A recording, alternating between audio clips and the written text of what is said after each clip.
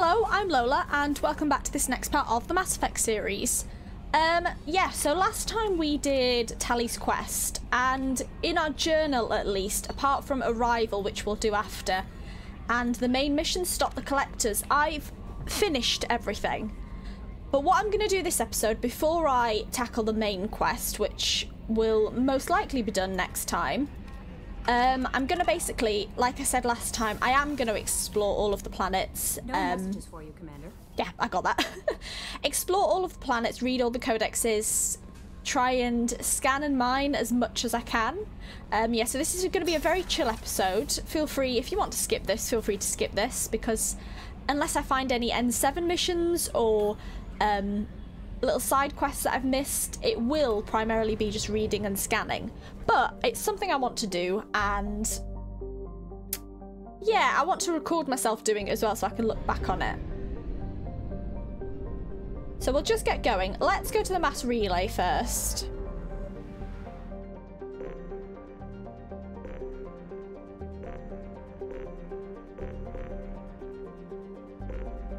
Right, let's start with... I'll leave that because that's the Arrival DLC.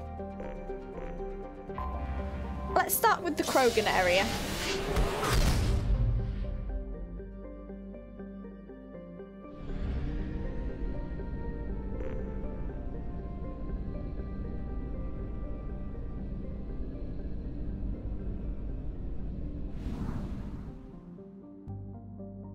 Okay, let's just go to Dranek.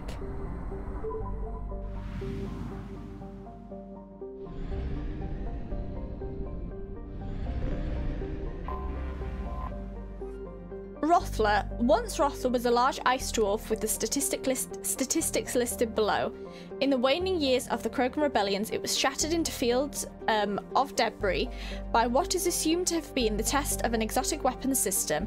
In the wake of the event, the planetoid was reduced to a relatively contained field of thousands of tiny moonlets, rotating around one another, colliding and ricocheting. The method used to destroy the planetoid has never been deduced. The Krogan clan who performed the experiment apparently all died in the event. Ships that have travelled to the edge of the event's light cone observed a moment of extreme gravitational lensing around Rothla immediately before its breakup, but no other clues. A popular extranet meme put forward by Asari author Delsey Orthicer insists that the Turians are covering up the existence of a Krogan superbiotic breed that genetically engineered within Rothla. The CDEM enforces quarantine around the Rothla field, citing cases of amateur investigators whose ships came to grief in the debris field. Rich, always good with Rich.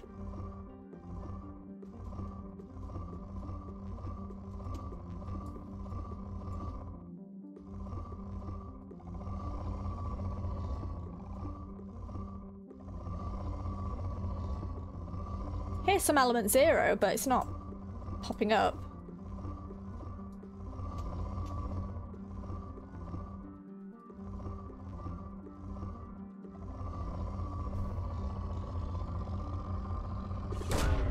Probe launched.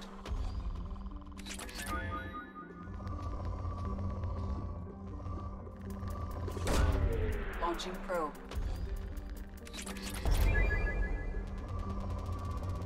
Now I'm finding everything.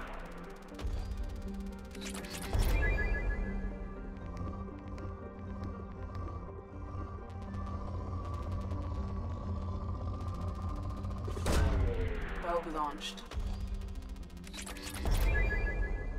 Okay, so we're down to good. Probe launched.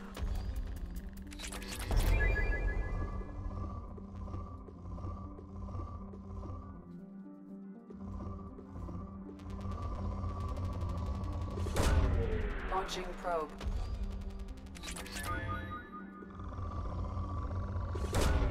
Launching probe.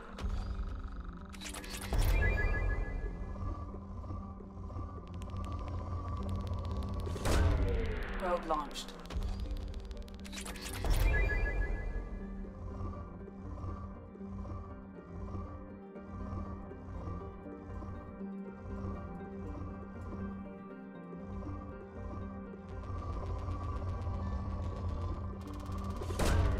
Probe launched.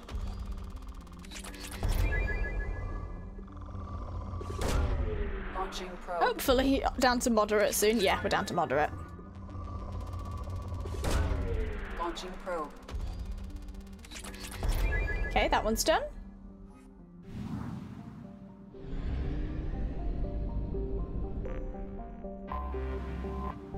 Door. Door is a conventional methane ammonia ice giant. It is the main fueling port in the Dranek cluster getaway system. Pildia Station, the headquarters for patrol ships of the Council, Demilitarization Enforcement Mission, CDEM, lies at the trailing Lagrange point of Door. The CDEM logs all ships passing through the Krogan demilitarized zone and has the right to board and search them for contraband at any time and for any reason. There are no exceptions at points. Over the last 2 centuries, diplomatic incidents have been caused when the patrol frigates boarded an Asari hospital ship, a Batarian diplomatic courier, and privately owned human tramp freighters. These measures are provided for under the terms of the Krogan armistice. While the Krogan were allowed to retain their government and personal weapons, any attempt to provide starship-mounted weapons to the clans on Tuchanka is punishable by law. Nearly a millennia after the war ended, the official penalty for smuggling prescribed weapons is still death by spacing. Jesus. Learning a lot of lore here, which is good. That's why I like to do an episode like this. Probe launched.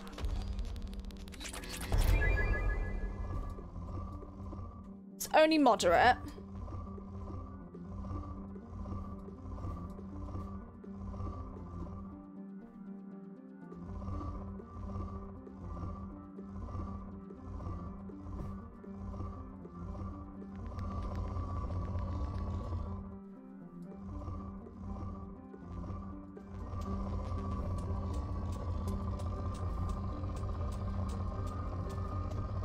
Is there one there?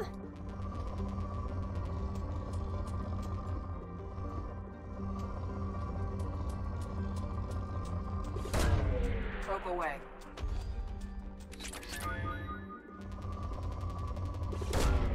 Probe launched. There we are, that's done. Perhaps didn't need to do that second probe, but oh well. Kelim. Kelim is a tectonically inert rock with an atmosphere of krypton, xenon, and argon. There are a few valuable lodes of light metal scattered across its surface, but these are difficult to find. Most were mined out in the years leading up to the Krogan rebellions. Moderate. Launching probe.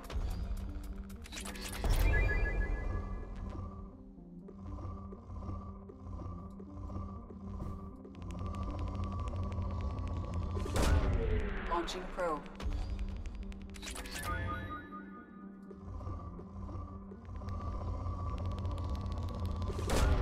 Launching probe.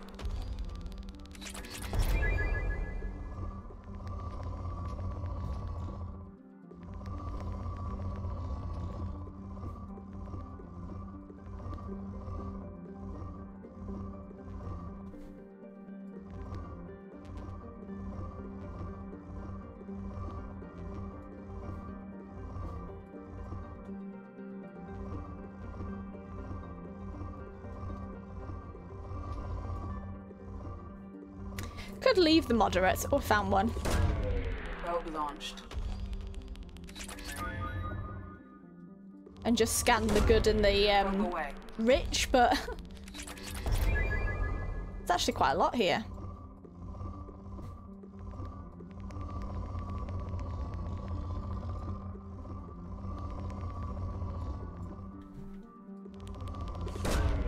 Launching probe.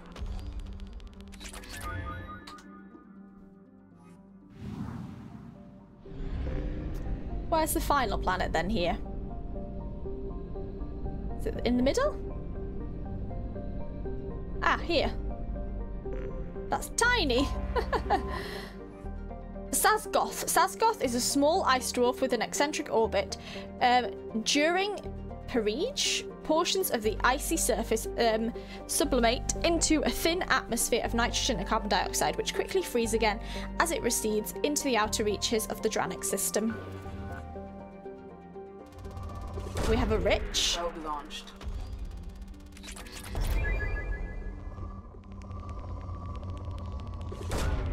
Probe away.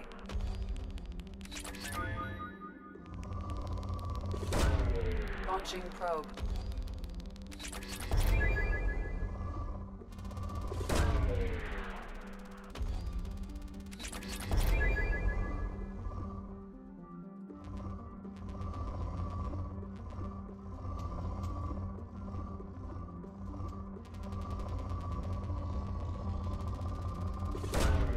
Launching probe.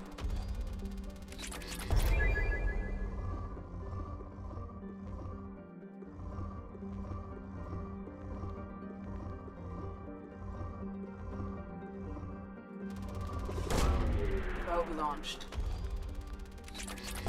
Still on Rich. Probe away. Oh, down to moderate, okay. That's got a big one then, that.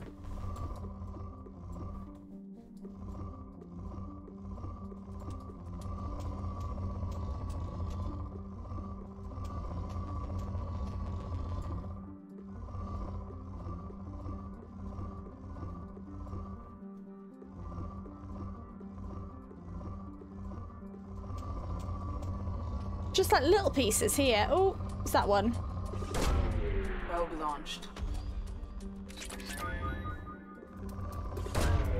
Launching probe.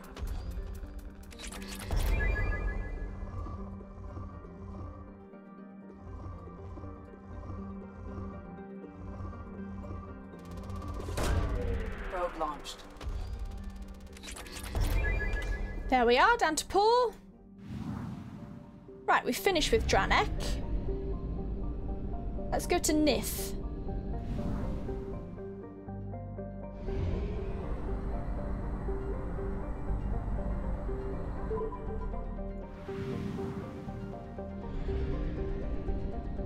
What the hell? Look at that massive moon in the middle. Wow. Have I seen one of those before? Like so close on a planet? Mantoon, the Class B blue giant Nith, was once the most strategically valuable system within Krogan territory. Though far too hot for habitable planets, Nith emits thousands of times the energy of a main sequence star like Earth's Sol. With help from Solarian uplift teams, the Krogan constructed a chain of solar power collector stations in orbit around Nith.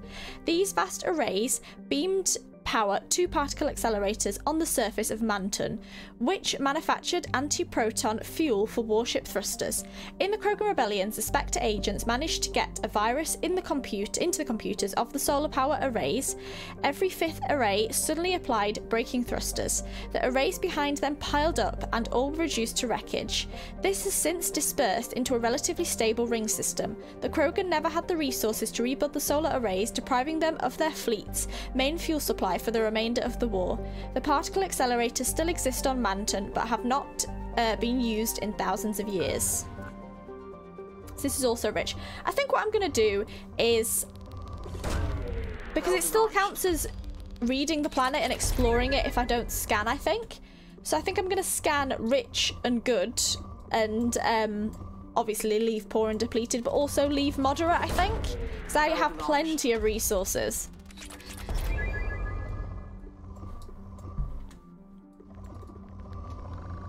I think that's what I'll do. Probe away. So I'll be here for years if I if I do that. And I've still like explored everything. I've read everything available if I do that.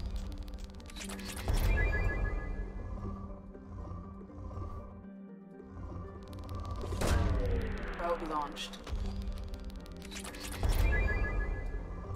I don't mean when a planet's moderate like this. I mean when I click on it first and it's moderate. Probe away.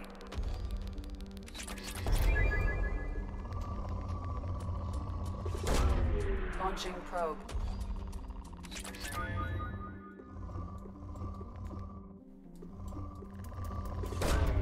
Probe away.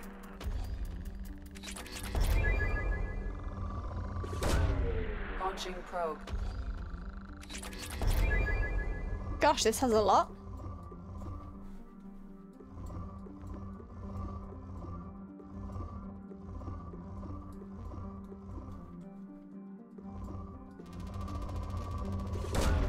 Probe away.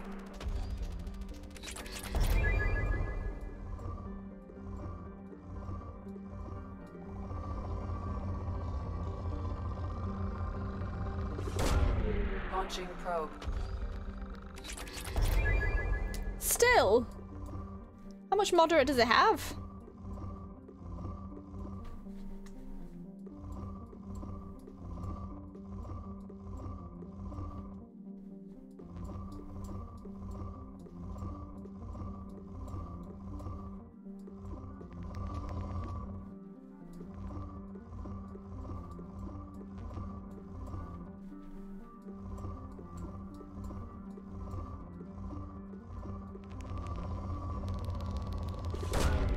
Probe launched. There we are.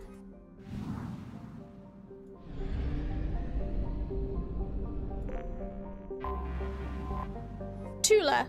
Tula's methane ammonia atmosphere traps the blistering heat of Nith, driving dayside temperatures up over 1,000 degrees. While some loads of useful metals are present, the planet's incredible heat makes mining impractical. Well, you should have told me that. I should have got that from reading it. Fair enough. I think this is the final planet here. Vard. Vard is a methane ammonia ice giant. Until the Krogan rebellions, it had a sizable helium-3 fuel refining infrastructure. Once the solar arrays orbiting Nith were destroyed, the constant flow of anti-proton tankers visiting the system disappeared. There was little point to maintaining the facilities, so they were shut down and abandoned. Today, the ancient stations are squatted by transients, criminals and outcasts. Although few are safe for habitation, neither the Krogan nor the Council Demilitarization Enforcement Mission, CDEM, patrols care if they take their chances. Population 2,000. Yeah, so this is a moderate, so I think I'm going to leave that. But I guess, yes, that does count as explored still. So that's all good. I think I finished in Tuchanka then. Or... yeah, the Krogan area. That's good.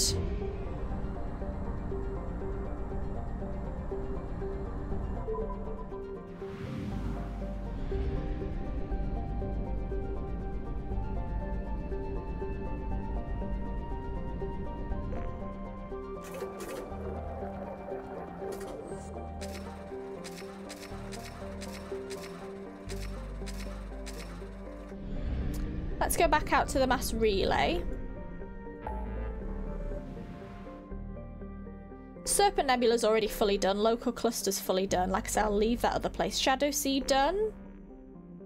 Nubian Expanse has not been finished.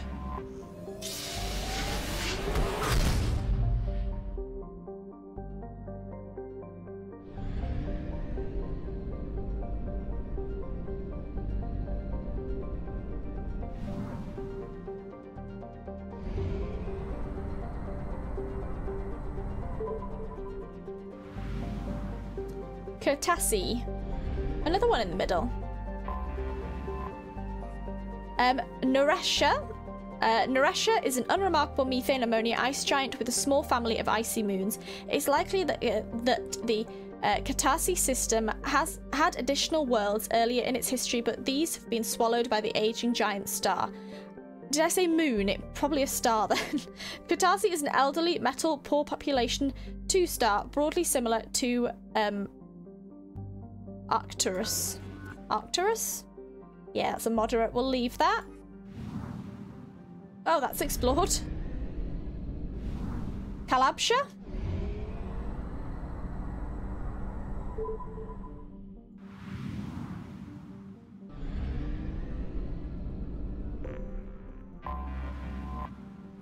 Tefnut, that's a cool name. A hydrogen-helium gas giant, Tefnut is home to a helium-3 collection and the nearest refueling facility to the Nubian Expanse's mass relay. As such, it is a major getaway to the Verge and Terminus systems and has become famous for its hospitality industry. Tefnut's motto is known throughout the galaxy, like home, only better. Visitors here can stay at expansive resort stations. Oh, it's like a resort island. Watch locally produced entertainment, buy mind-affecting substances not welcome in Citadel space, and rent companionship. Oh. Resources are shipped in from Yam at substantial discounts, allowing the small space stations to have surprising luxuries such as edible arthropods and large amounts of fresh water. Population 33,810, spread across 5 stations. Interesting place. Well, it said the stuff's imported in, so fair enough, that's poor. Yam, speaking of, with over 90% of its surface covered in oceans, Yam is a habitable nitrogen-oxygen world, but its extremes can be quite hostile to sapient life. The heat from its extremely long days reaches dangerous levels, ranging from 24 Celsius at night to 53 in the afternoon in the temperate zones. Hurricanes run unchecked across the oceans, with winds reaching up to 250 kilometers per hour. While there are some arthropod-like animals, the predominant forms of life are various kinds of toxic algae, blooms that stretch hundreds of kilometers across. However, other biohydrocarbon algae blooms are suitable for use as biofuel and farming. The green gold forms the backbone of Yam's economy. I feel I didn't pause well then. Well, that's a moderate. Let's head back out. Finished in this area too.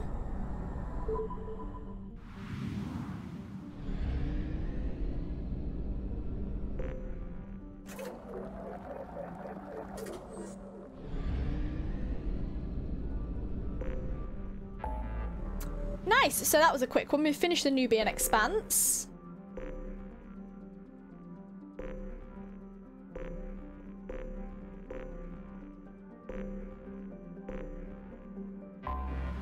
Hades Nexus, let's go there.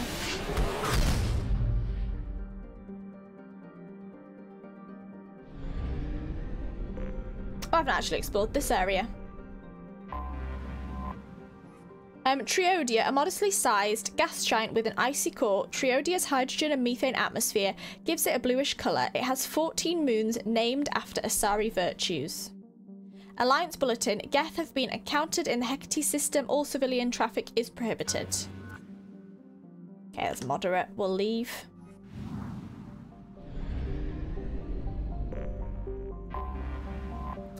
Kerr. A dry, desolate planet, Kerr is temperate but supports little life above the microscopic level.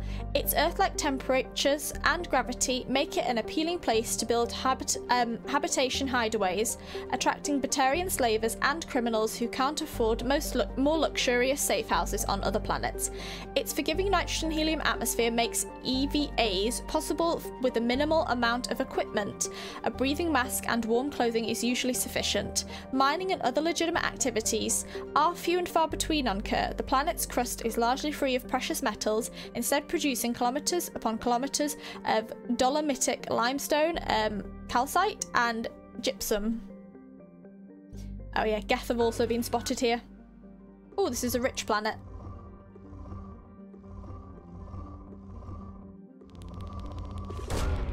Launching probe. Probe away.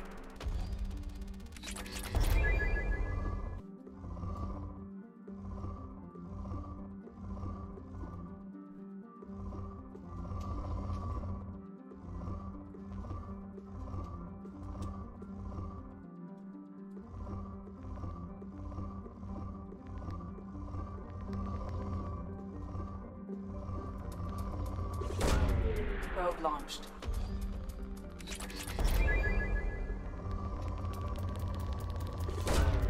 Probe away.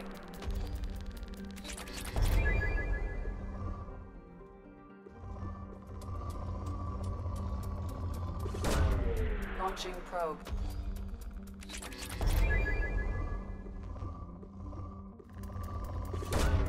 Probe launched.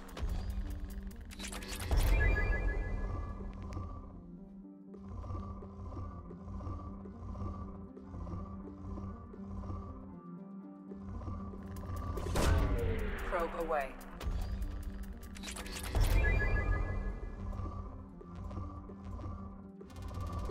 Still rich. Probe launched. Good now. Launching probe.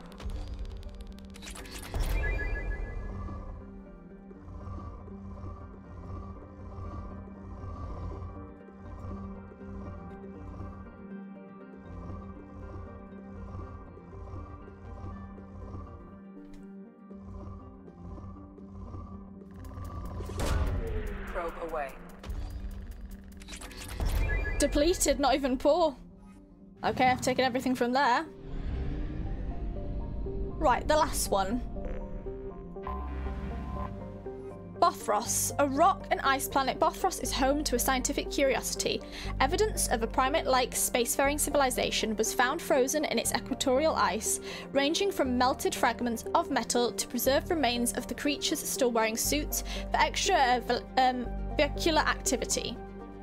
Further exploration revealed that their habitation centres were vaporised by orbital bombardments from railgun-like weapons hitting with force of approximately 120 kilotons of TNT. Only those that fled or happened to be away from the habitats were preserved in the ice, where they died of asphyxiation. I can never say that. This unknown species did not come from Asteria, but scientific teams are looking for evidence that they visited there. It's difficult to believe that they would colonise a frozen rock like Bothros and ignore a lush garden world. Their world of origin is also a mystery. It's interesting. Guess this is so rich because it's such a mystery then. Saying that, it's down to good after one scan. Probe away.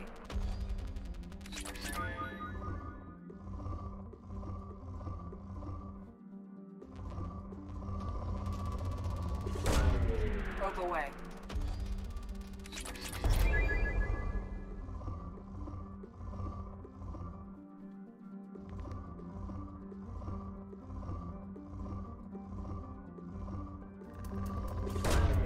Probe launched.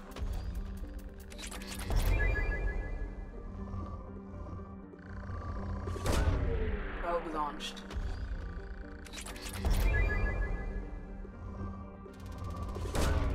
Probe away.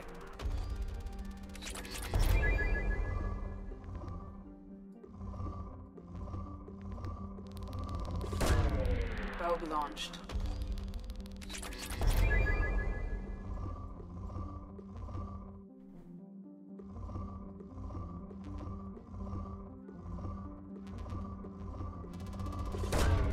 Probe launched.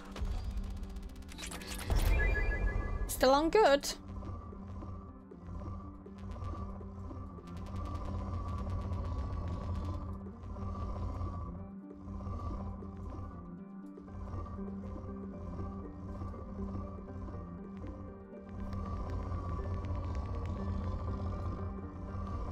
Don't know why I'm missing.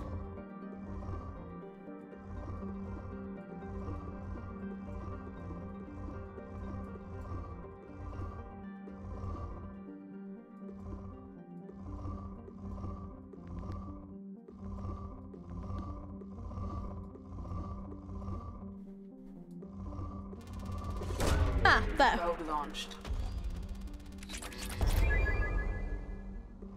Still on good, Jesus. Probe launched.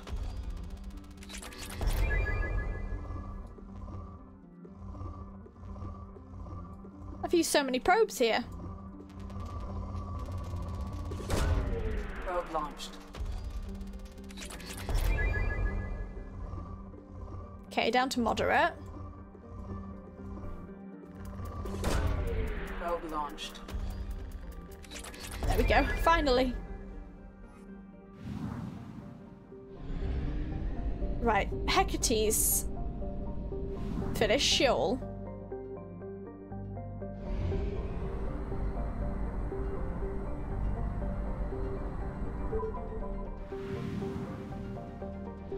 This is an odd point of view. Is there only one planet here? Anomaly detected. Ooh, something to do. Gi Hinnom. A nearly atmosphere-less, tidally locked planet orbiting a red dwarf star, Gehinnom was the first place human explorers discovered a dedicated Prothean burial ground. While a few sites were saved for posterity, Eldfell Ashland Mining successfully lobbied to scout the rest of the planet for Element Zero and soon was embroiled in a scandal. Mining teams were looting grave sites, searching for Ezo and other treasures, and many got rich off the so-called cemetery business.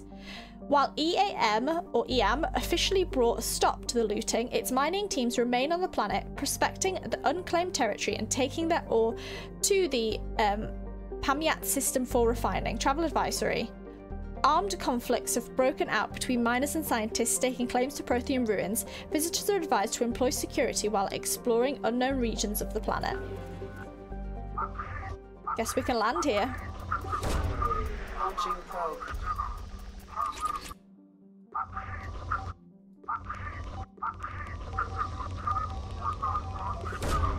Probe launched. Yeah, I know I can find the anomaly, but I'm scanning too.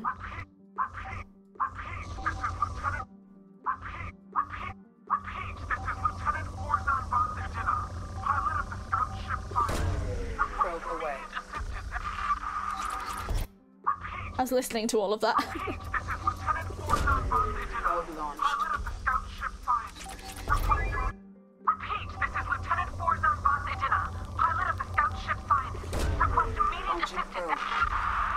I have found something. Surface scans show evidence of a shipwreck meeting. Quarian design specifications. Identity of ship unknown. Number of life signs detected in vicinity uncertain. Local wildlife may interfere with accuracy of biological scan. Let's land. Oh, you're loyal now, aren't you? Let's stay with that. Saeed and Grunt, my two pals.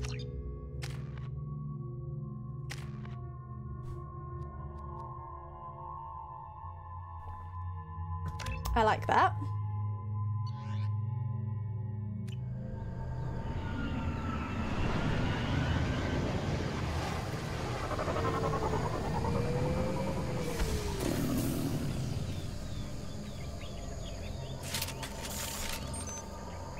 Search the wreckage of the Quarian ship for survivors. Judging by the suit's erratic readings, the Quarian is badly injured. I am also detecting multiple native life signs near your landing site. Search for survivors, will do.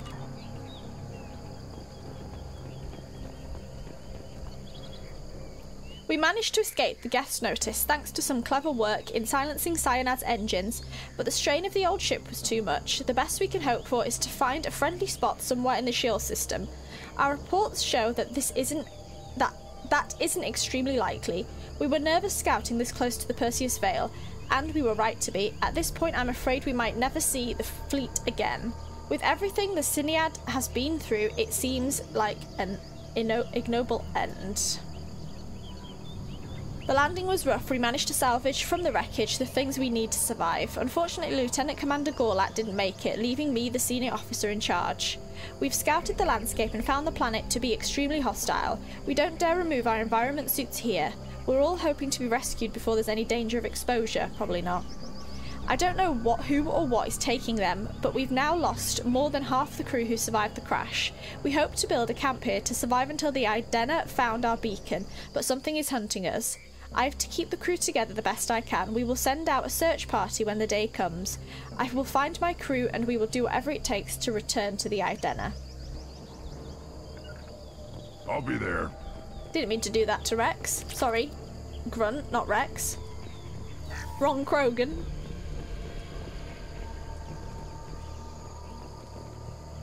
Right, here we go. Right, I cancelled commands, I think.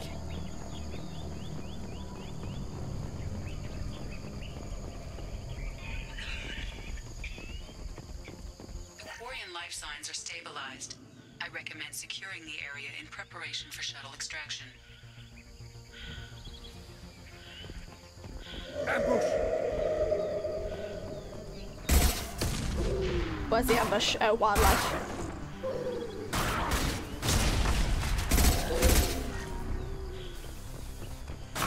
Shield! Hey! I think I just exploded myself then.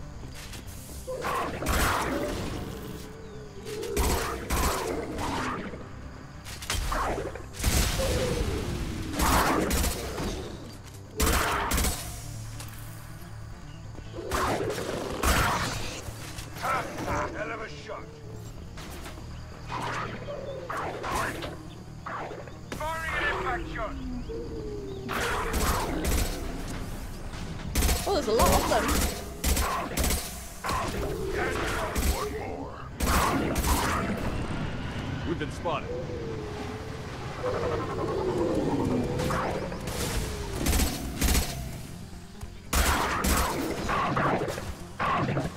There's one down there. Everything's shaking. I don't know where I'm going.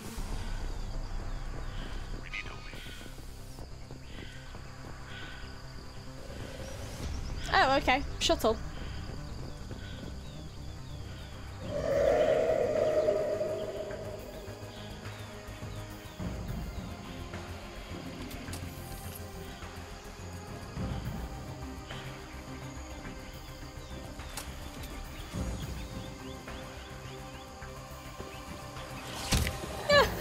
That was a nice kick. Coordinates received. Edina inbound from Echo. You've done us a great service. Expect to hear from the captain. Nice. Found and extracted Quarian survivor. Notified Edina of Syniad scout ship location. Very short but sweet. Commander, you've received a new message at your private terminal. Guessing it's about that. From Captain Isinmal Vas Edina. Commander Shepard, please accept my sincere appreciation for your efforts in locating the wreckage of the Syniad. That ship has a storied history with both the migrant fleet and Cerberus, and we are pleased to know that her wreckage can be salvaged by my people. In finding and stabilizing Lieutenant Forzan, you have returned to the flotilla, one of her newest and most honored heroes. Your efforts in furthering the Quarian search for a new homeworld will be remembered. From Admiral Daro Zen Vas Moray, Shepard Vas Normandy. I've been digging through the Alarai. Just wanted you to know that I did find a few things from the experiments Ral Zora was conducting. Had you shared them with me, humanity might have reaped the benefits. Instead, once my own experiments are complete, you and your people will watch from a distance as the Quarian people reclaim not just their homeworld, but the largest synthetic army in the galaxy. Ral Zora's death will not have been in vain. I will complete what you started. Wonderful. Great. Right, I'm going to do a hard save just because I've done a lot of exploring, and then I'm going to head back on the galaxy map and do some more scanning. That place has been fully explored now. Pamiat.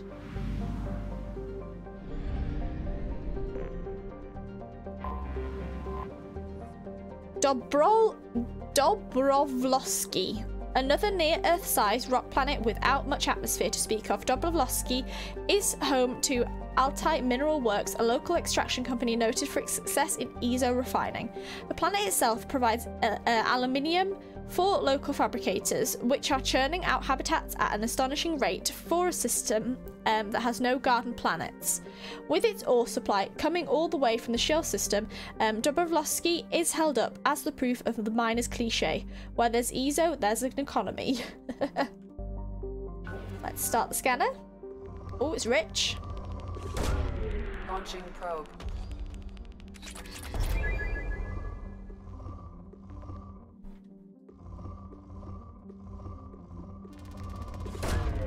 Launching probe.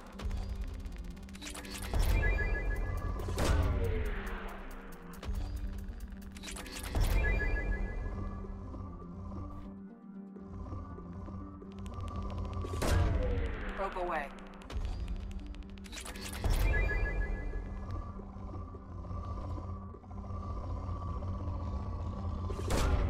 Launching probe.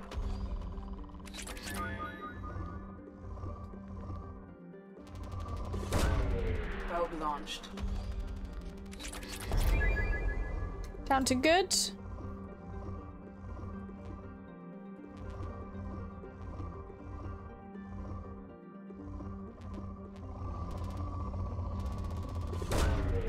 Launching probe.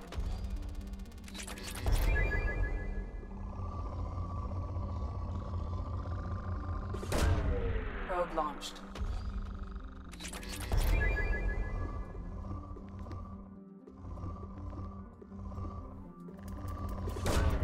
Probe launched.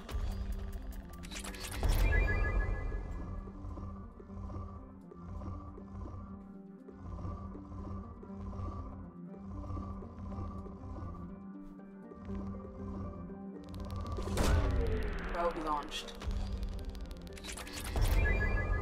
Down to moderate.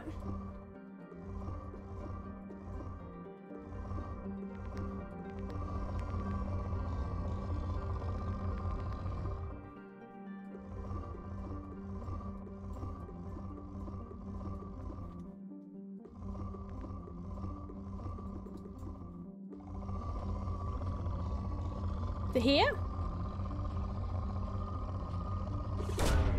Launching probe.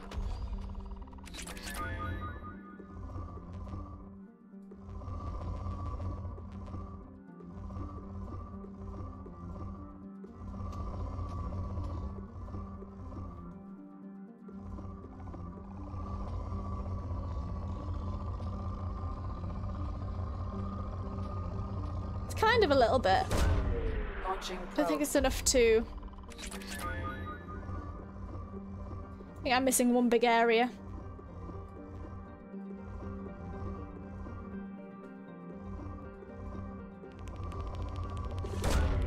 Probe launched.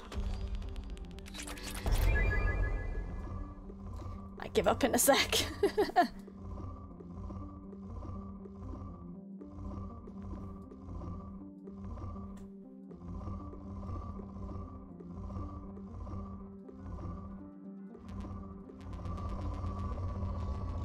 Yeah, it's moderate, so I think I'll give up. It's taking forever, that.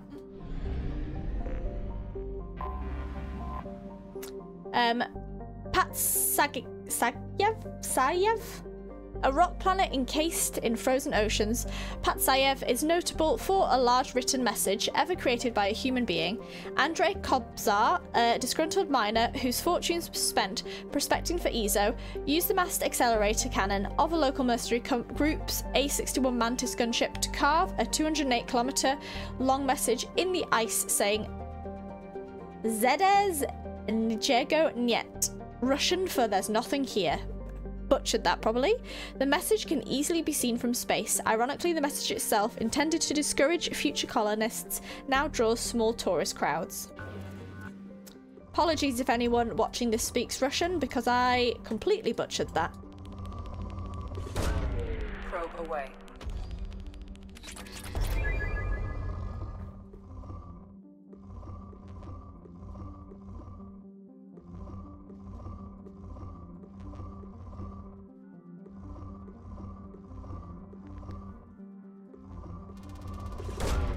Probe away.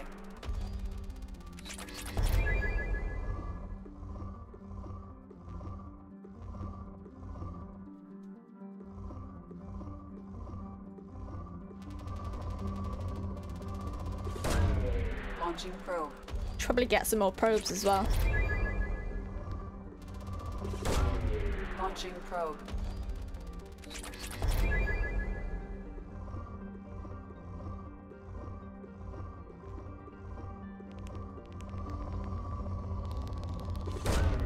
Probe away.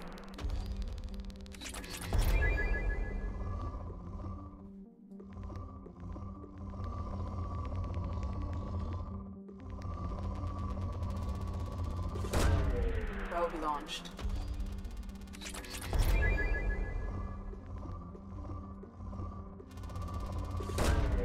Launching probe.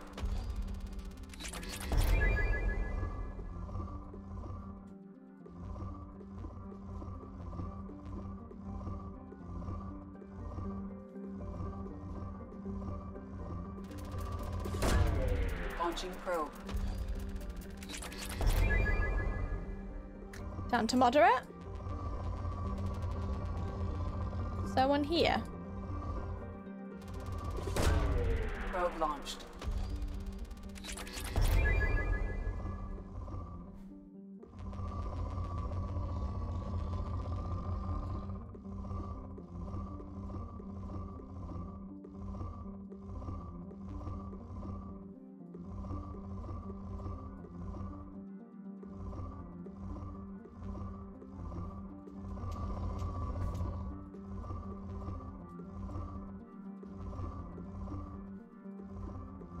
I think I'm gonna give up again. This galaxy's destined for staying on moderate. Okay, this is one here. Komarov.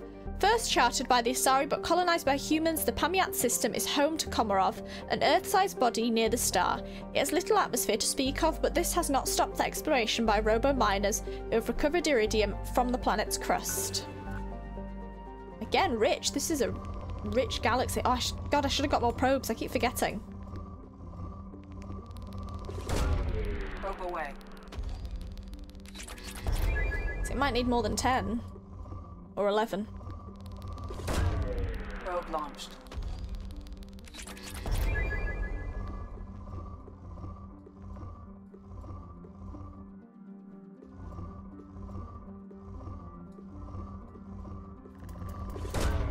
Launching probe.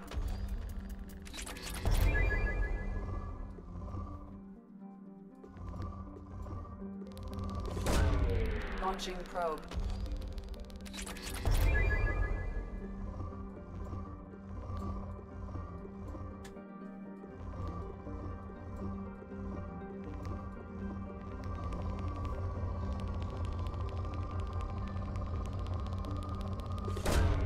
Probe launched.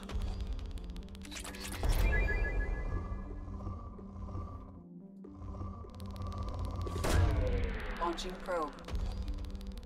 Yeah, we're still on rich. I think I'll definitely need more probes.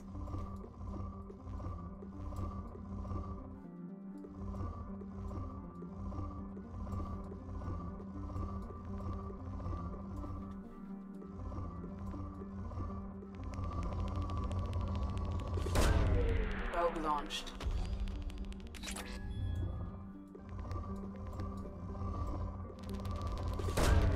Probe launched. Oh, down to moderate. That's just a massive area, that.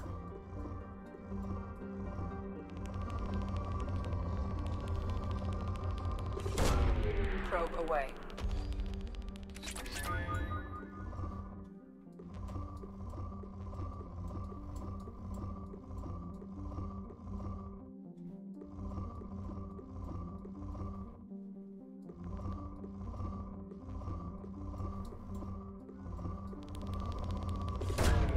Probe launched. Nice. Done with one probe to spare. Right, let's go back to the mass relay and then we'll come back to Pamiat.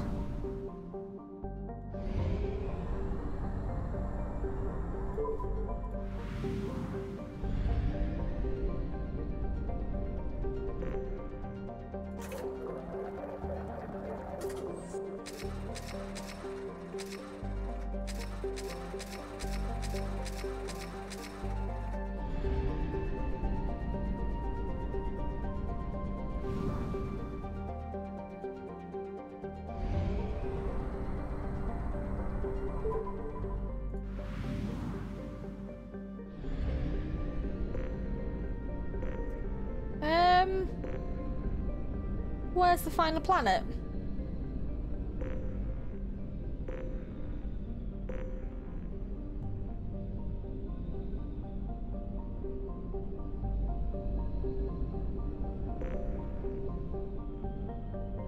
Am I just blind and I can't see the planet?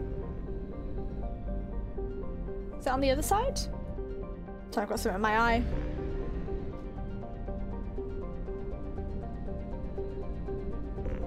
Ah. Bloody hell, that's tiny. How was I meant to see that? Volkov. A dwarf planet, definitely a dwarf planet. Volkov has a thick atmosphere of nitrogen and krypton. Home to a thriving iridium mining community, Volkov's reputation is summed up as rich but dangerous. Pirates often lurk behind Volkov's two moonlets, Zenevivia and Elena.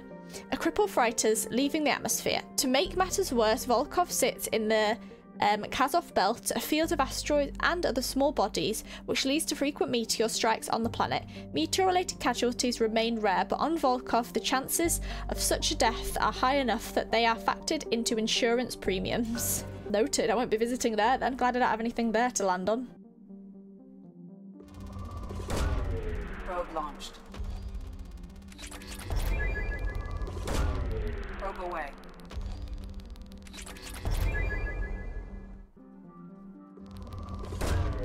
God, I'm hitting everything.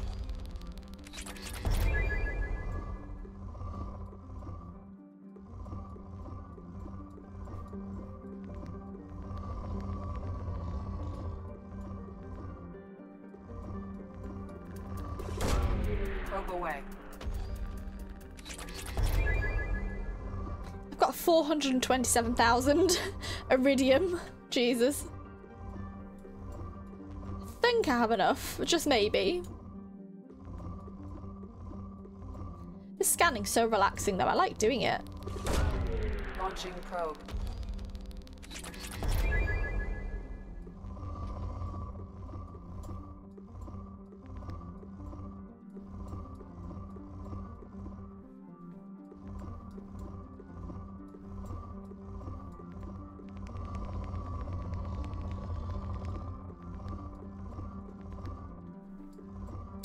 Might have to settle because I'm not sure where this last one is.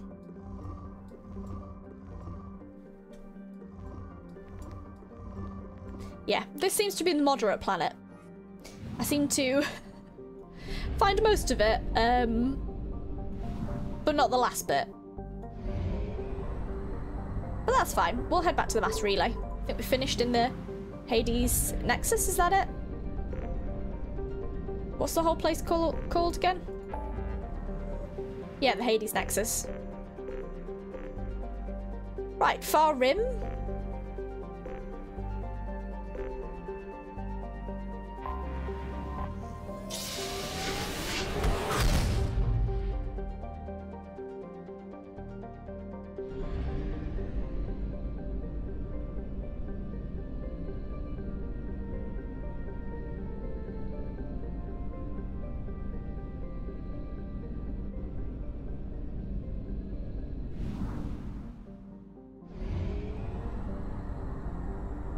Ma'at. Interesting name.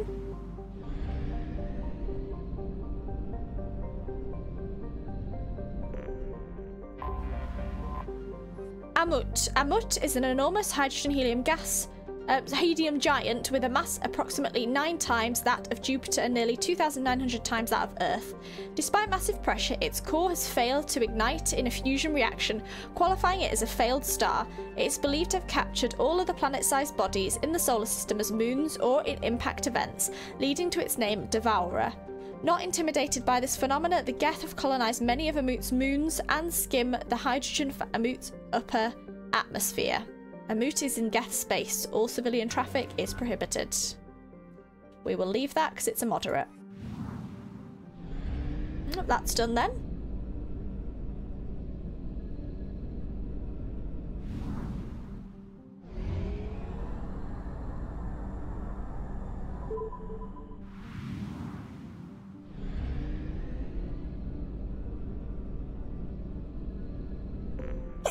Oh, bless me. Is the save crashing ship part of the arrival? Might be, or it might just be the N7 mission hasn't finished yet. I'm not sure. I won't do that yet though. Okay, the Calston Rift. Like I say, I'm traveling all over the place right now.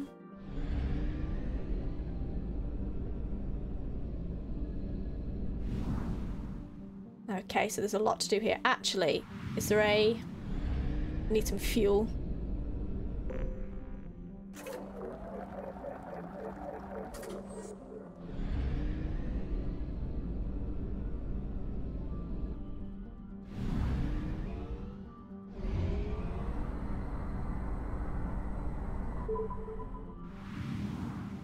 Solveig. Sutur is a small but dense desert planet close to its parent star. All but traces of its nitrogen carbon monoxide atmosphere have burned away, leaving it cooler than similar planets in other systems. Robo-mining has proved lucrative, and it has developed significant deposits of beryllium and palladium.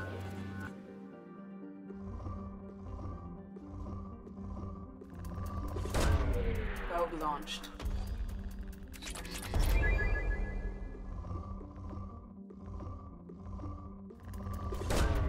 Probe away.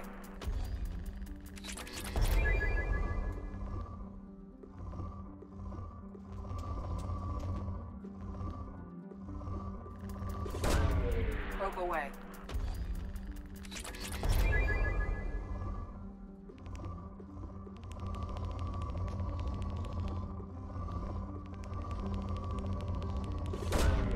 Probe launched. Didn't really need to do that one, I don't think.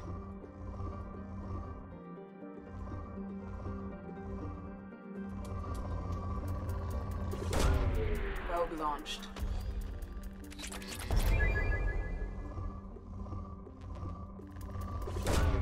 Launching probe. Gone from rich straight down to moderate. Probe away.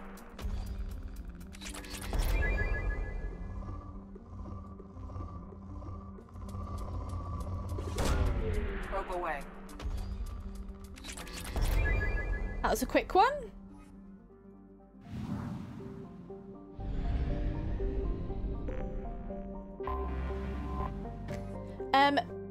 Thrivaldi. The hydrogen-helium gas giant Thrivaldi's refueling stations provide helium-3 for commercial spacecraft visiting the system.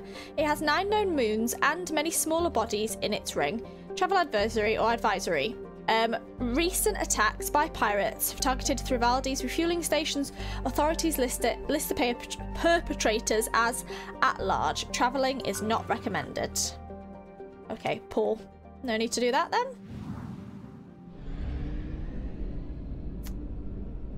Is there? Yeah, there's one right there.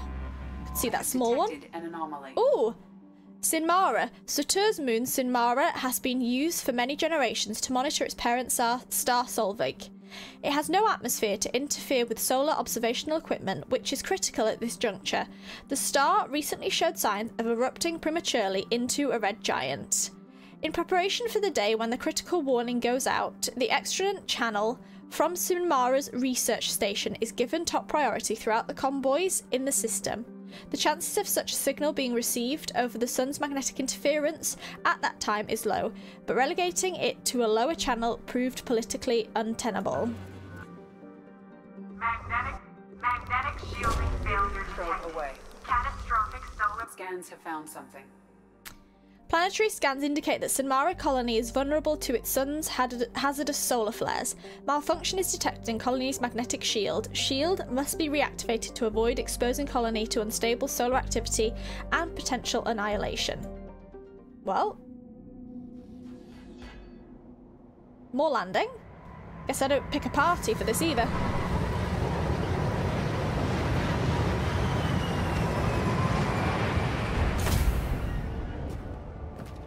Guess it's just me.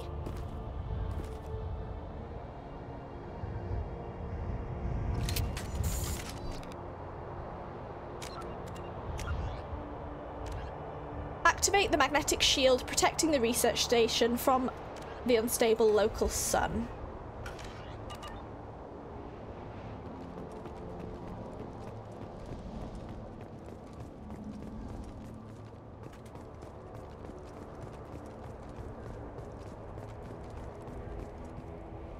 Is that signaling the end, the generator?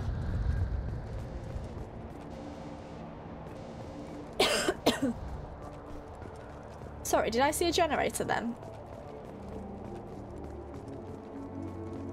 Perhaps I was targeting something up there.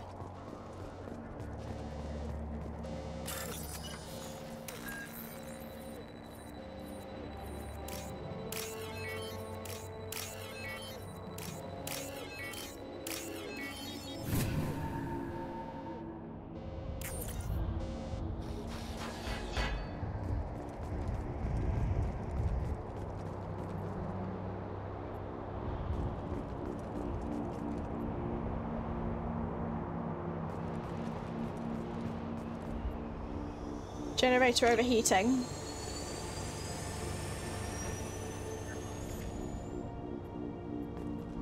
Do I have to do it in an order?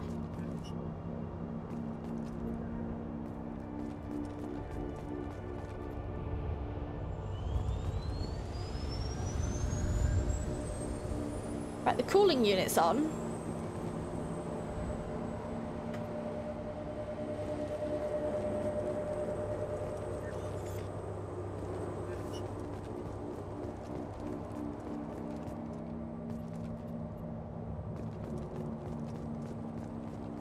I just turned that off.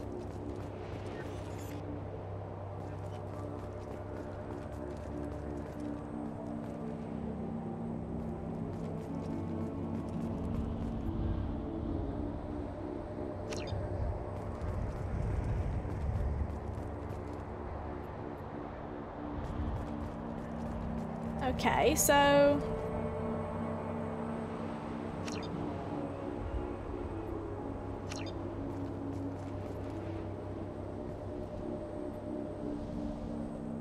bit confused here.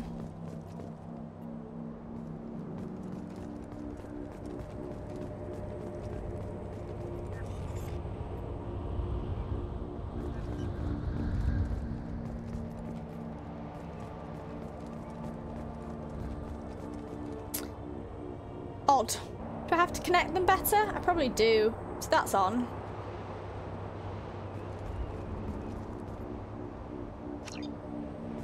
Ah, do I have to join them in the middle? Yeah.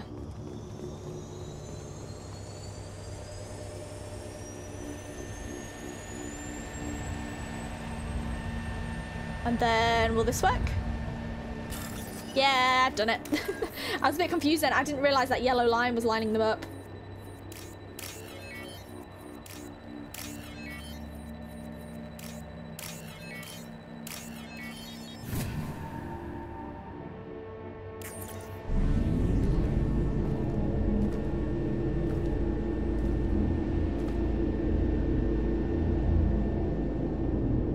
Is this done?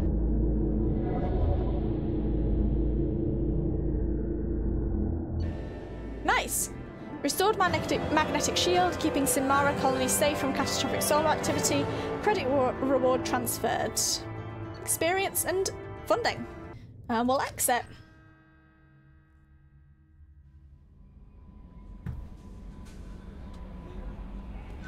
No messages for you, Commander. Let's quickly go up and feed my fish, because they might be dead. Oh, nope, still alive. Nice.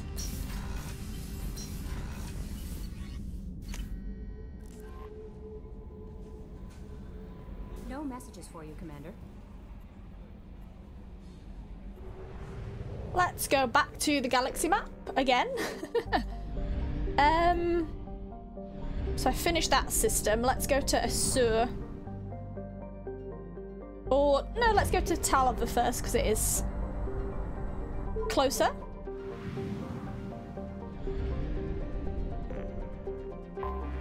I have detected an anomaly. Another one. Titus, a desert of whitish potassium salts and reddish iron oxides. Titus is far enough away from its parent star to have a tolerable surface temperature.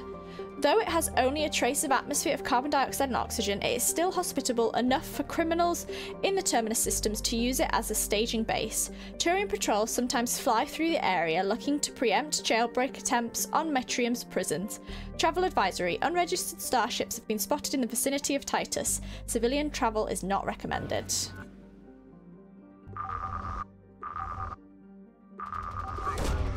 Launching probe.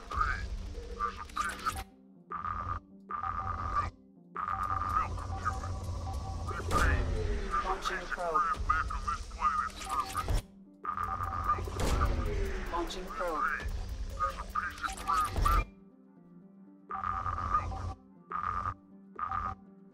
Just doing the Probe away. scanning first.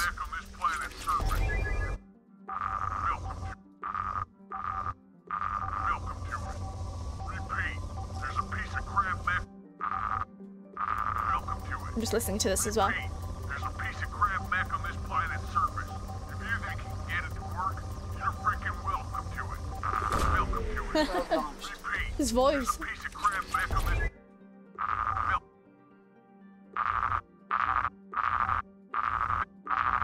Okay, that's where the anomaly is. Welcome to it. Let's do it then. There's a piece of crab mech on this planet's surface. If you think I have found something. Anomaly detected. Surface scans detect a YMIR heavy mech signature matching an unknown, possibly pirate registration. Mech appears to be disabled but broadcasting a looping message. Message does not appear to be a distress signal. Resource scans indicate large quantities of mineral resources available, but obscured behind walls of dense stone. Oops, I didn't mean to scan. Let's land. Let's go with you two just for these N7 missions.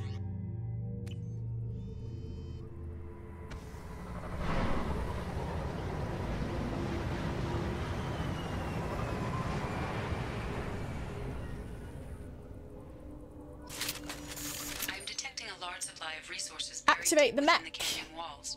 Heavy explosives will be required to excavate them. Okay.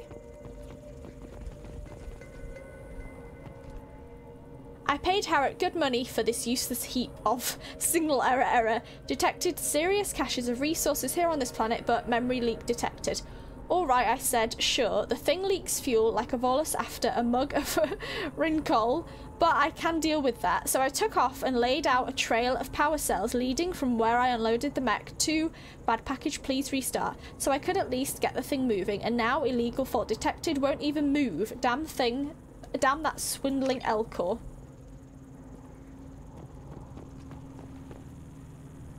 Piece of it.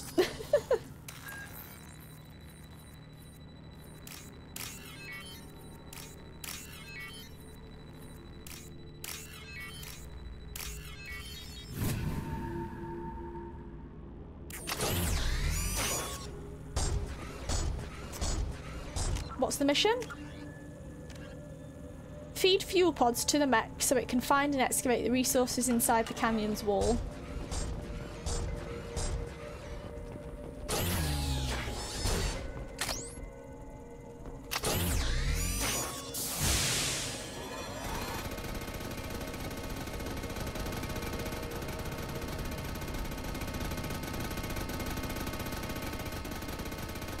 That it?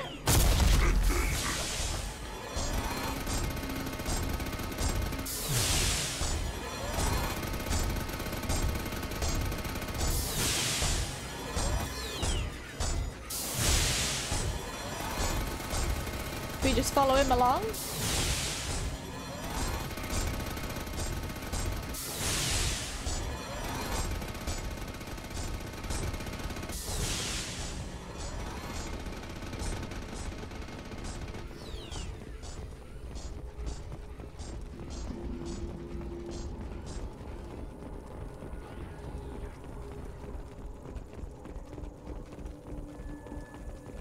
Am I meant to be this way, or have I failed the mission?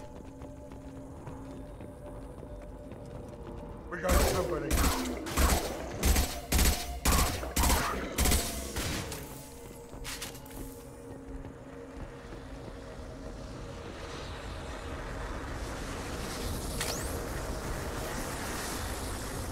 Oh no, I am meant to. Power it up.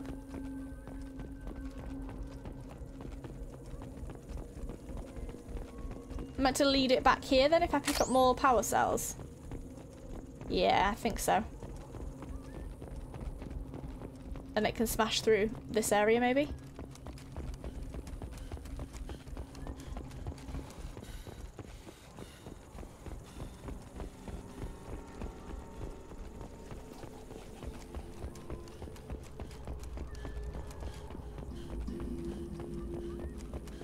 Where did you go?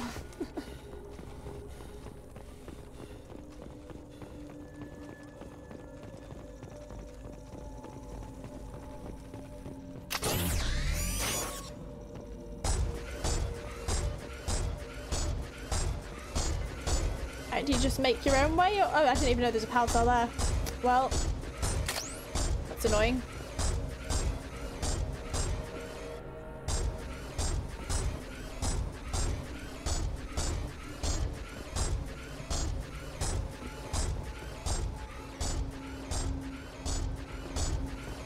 Don't know where you're going.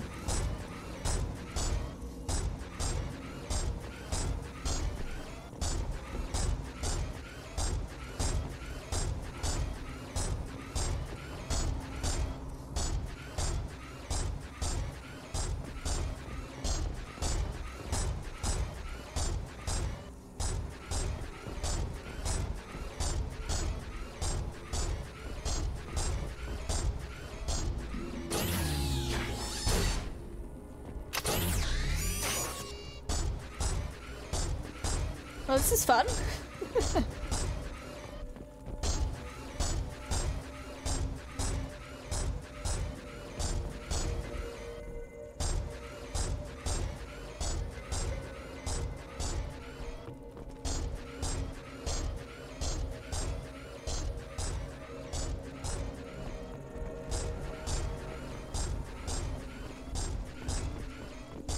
Let's just walk backwards.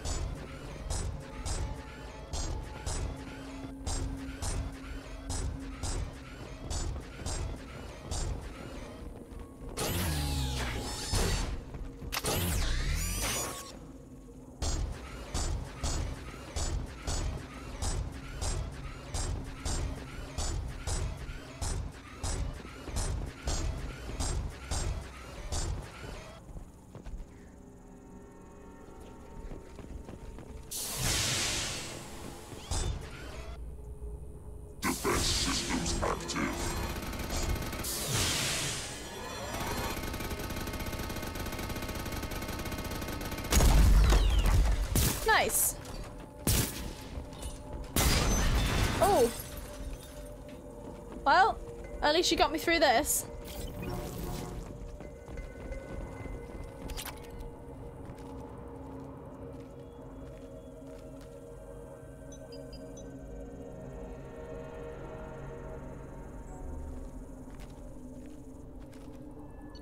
Nice. Recovered buried cache of resources. YMI mech. Unsalvageable. Well, we knew that because it blew up. No messages for you, Commander. Well, I'm glad I'm doing these little missions. I'm glad I'm finding them. I'd be annoyed if I missed them.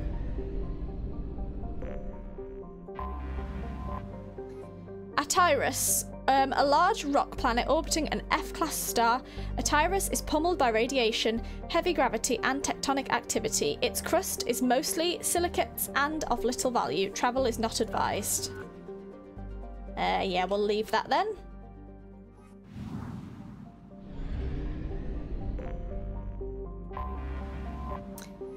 Matrum, a small hot rock with few resources. Matrum is used by the Turian armed forces for its maximum security prison and interrogation centres. The temperatures are high enough to prevent any escape without an environmental suit, but low enough that construction of additional buildings will not be hindered. Over 500,000 prisoners are detained on Matrium, only a handful of which have ever managed even a temporary escape. A small supply economy and prefab habitats support the prison staff, who usually work only for 2-year tours of duty before they are rotated out to less stressful positions. Go for the rich. Probe away.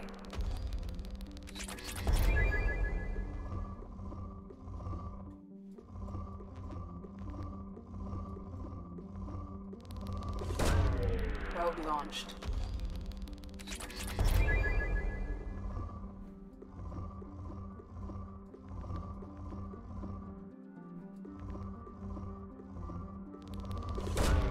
Probe away.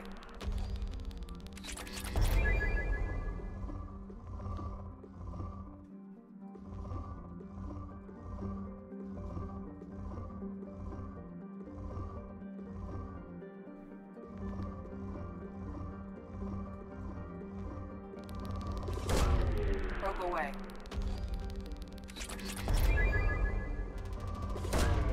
Launching probe.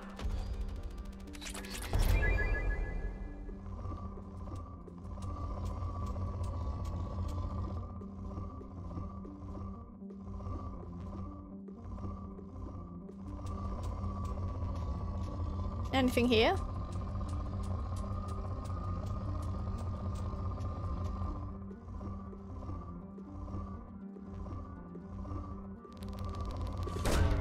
Probe launched.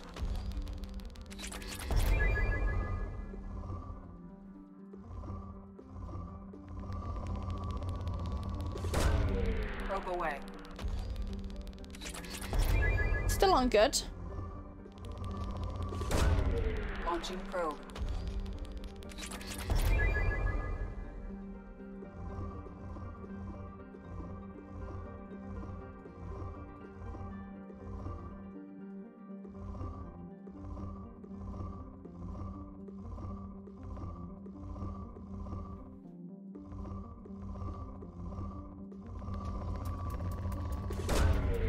Probe away.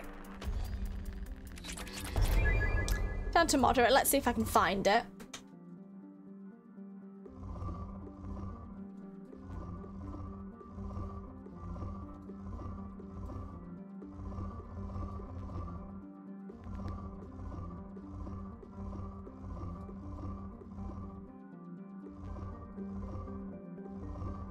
Nah, we'll leave it, since it's moderate. The last one in Talivar. Cassius. Home to the spectacular Infinity Caldera, Cassius is a young planet with extreme tectonic and volcanic activity.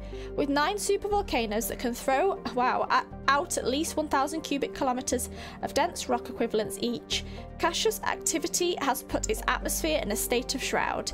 It will likely suffer from global dimming for at least the next 10 years. Though much of the surface is no more dangerous than many other inner ring planets, this extreme tectonic activity has given Cassius a bad reputation and discouraged all resource exploration. Still good though. Launching probe.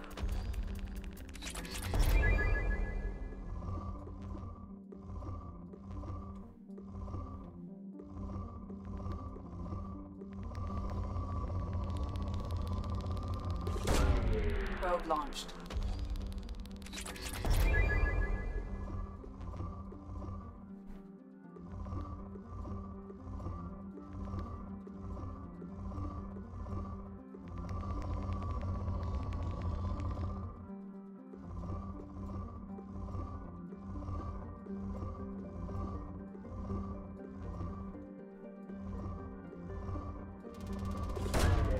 Launching probe.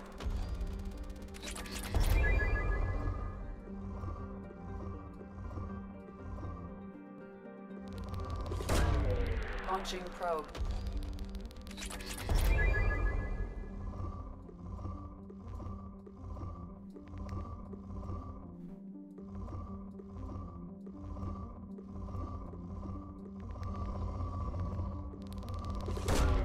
Probe launched.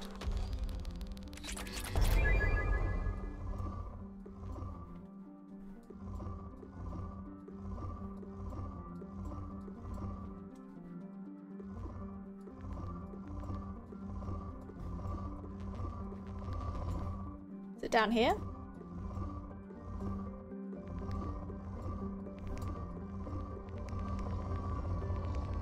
Still got good left and I can't find anything.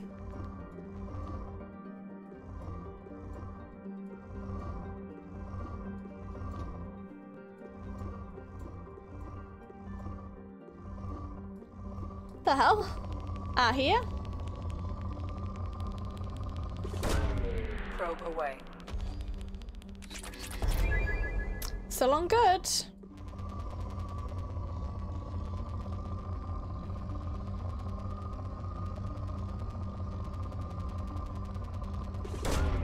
Probe away.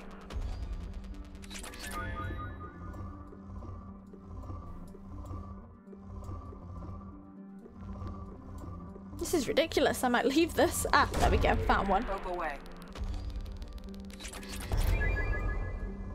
Use so many probes. Launching probe.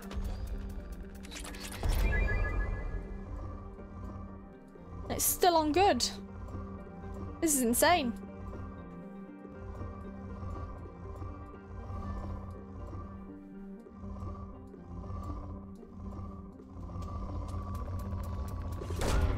Probe launched. Okay, I'm gonna leave that since it's on moderate. That's fine. Right, Assur. Again, interesting name. Where the heck is that though? Hopefully I'll be able to make it back from here.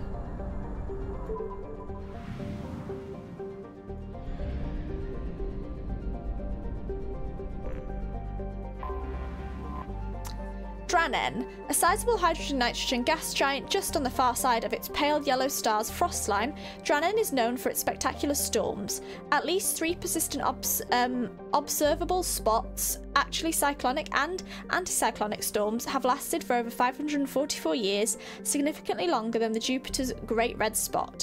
The largest of these spots, the Ishna, has consistently held a diameter of over 3 times that of Earth.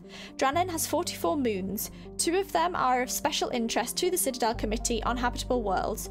The first, Arvuna, is a life-bearing world that has already been colonized. The second, Alia, is slowly being terraformed into an ammonia-based world for Volus populations. Just a moderate.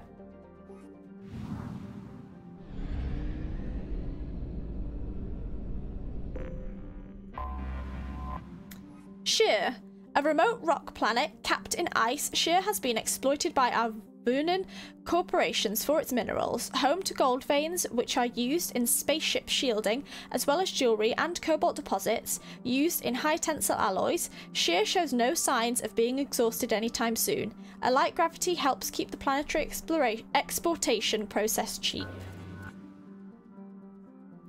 This is rich.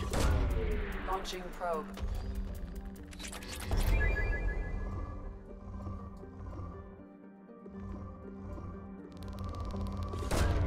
Probe away.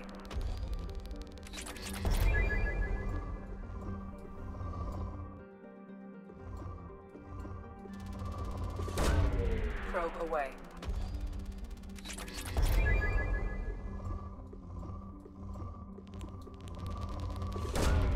Probe launched.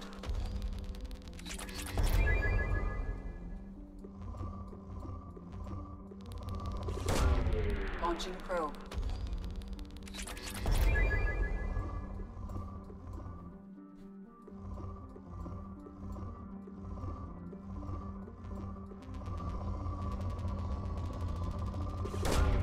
Probe launched. Launching probe.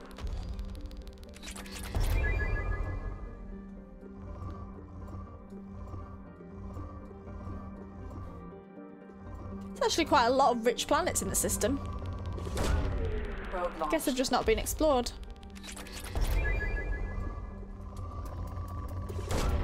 Probe away.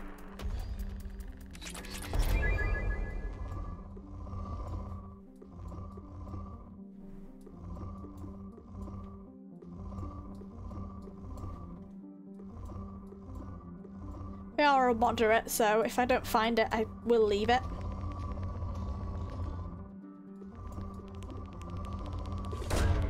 Probe launched.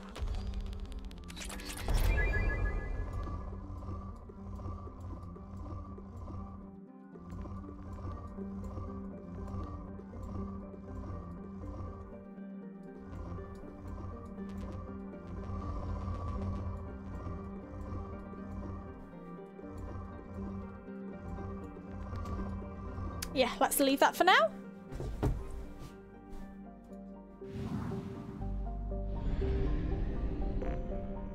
Might need to get some more probes as well. Alformus, a hydrogen helium gas giant. Alformus has its helium-3 refueling stations destroyed in an attack by Grow Zero, an anti-population terrorist group that wanted no more immigration to Averna. A consortium of Averna-based corporations are currently rebuilding the stations. Alliance adversary, Alformus is not considered vital to the stability of the Sur system. Civilians working on the Helium-3 platforms should not expect Alliance military intervention in case of kidnapping or other violence. Well, that's sad. It's just moderate.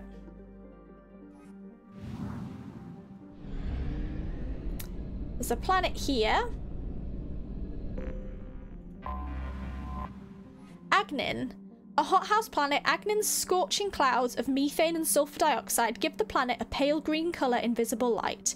The SO2 from volcanic activity rains down as sulfuric acid in the upper atmosphere, but this is boiled away before the liquid ever reaches the surface. Agnin's harsh environment has prevented exploration by anything except probes. Oh, but that means it's not been probed much, really. 'Cause it's still rich.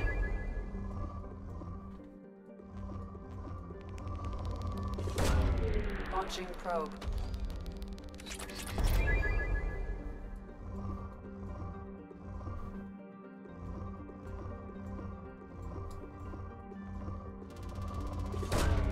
Launching probe.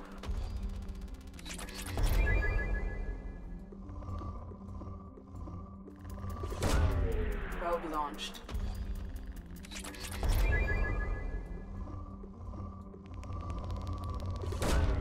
Probe launched.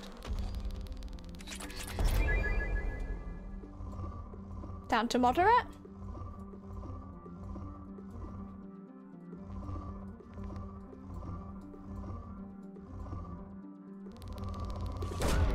Probe launched.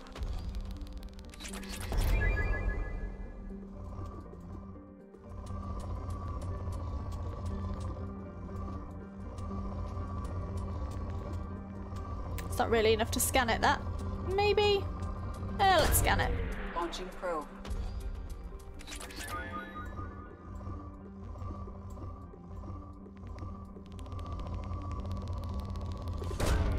Probe away.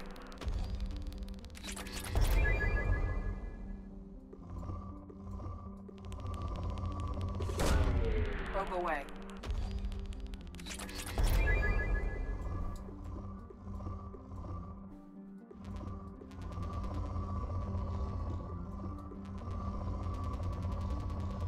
Again, not enough. It's not jumping out at me.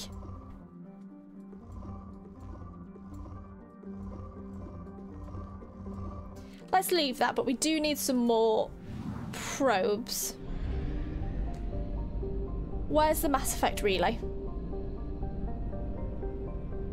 Ah, in this place. Oh yeah, it's quite a flight to it as well. Fuel reserves at 50%.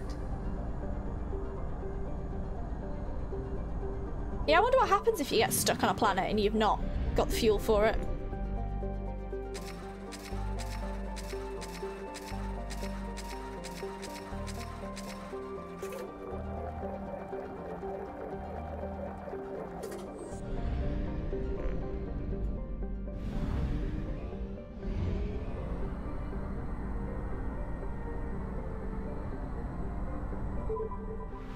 Right, here we are.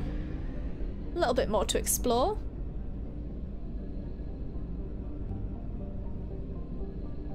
It's quite a big area, this.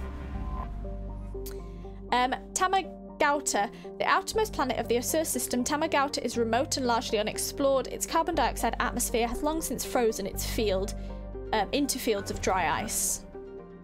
Good. Probe launched.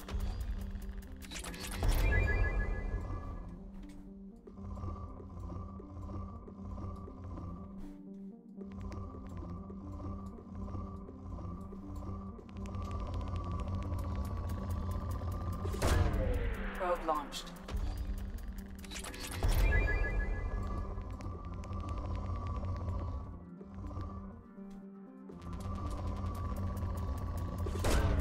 Probe away.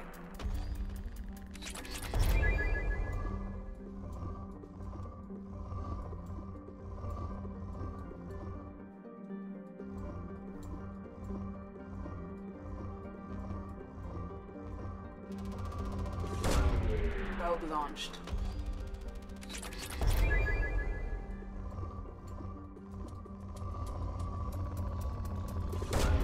Probe away. Probe launched. It's exactly the same as the other one.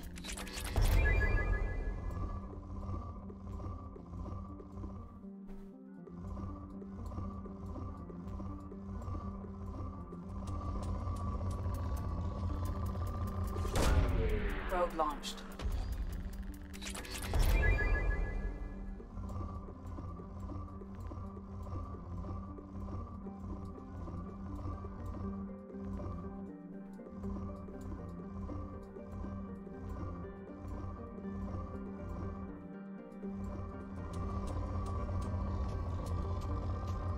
Is that not enough to launch it?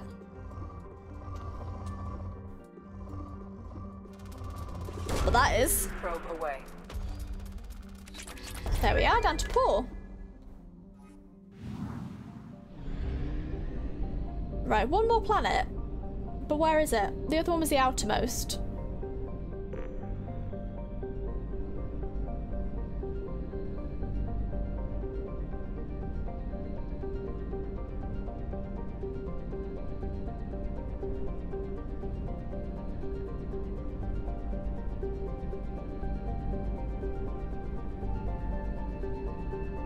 Can't be any further out than that.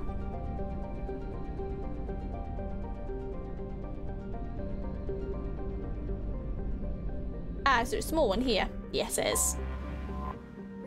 Shasu. Shasu is a dwarf planet that is believed to have been ejected from Agnin during a giant impact with another planet-sized body.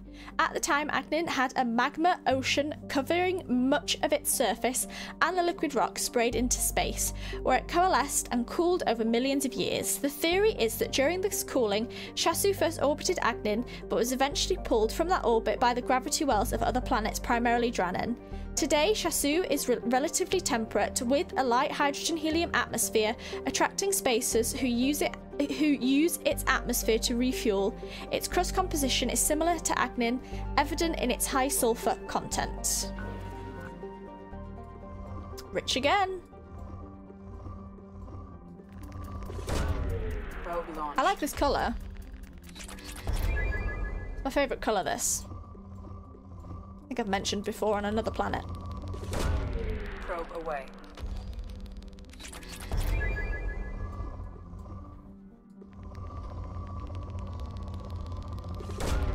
Probe launched.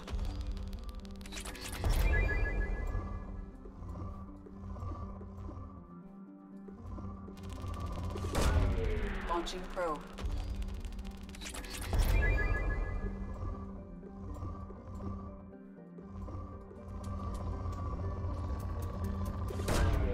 Probe away.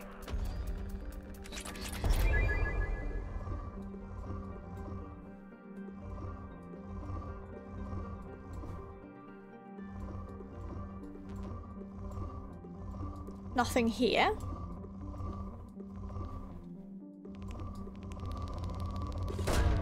Probe launched.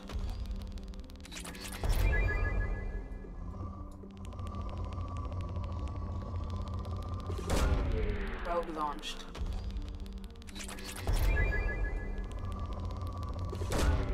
Launching probe.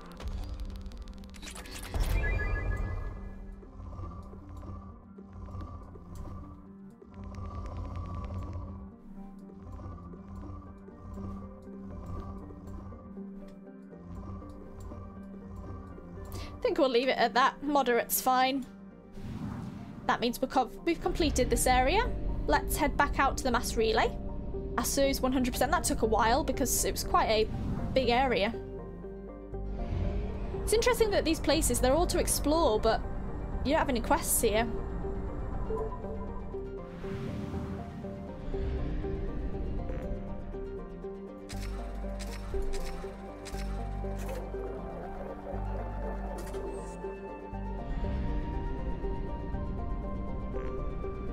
Right, where's the... There we go.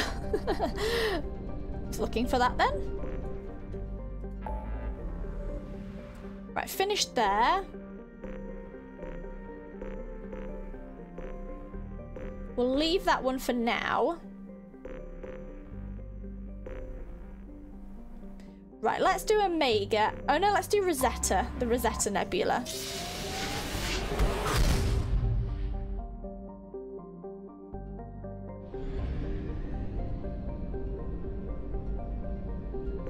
It's actually a planet here I've not explored.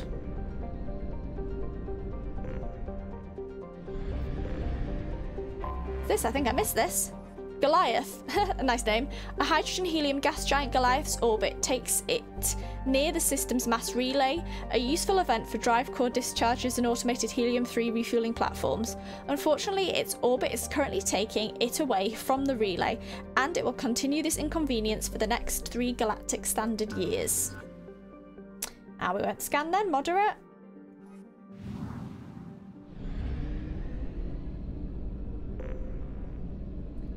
Okay, so have we done in... Let's go back out to the Mass Relay a second. Have we done in this area? Was it just that... Yeah, it was just that planet. I just missed it.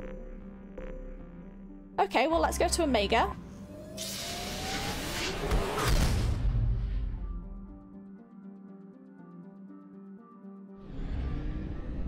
Everything's done in here. I think it's just Kyra Vamori.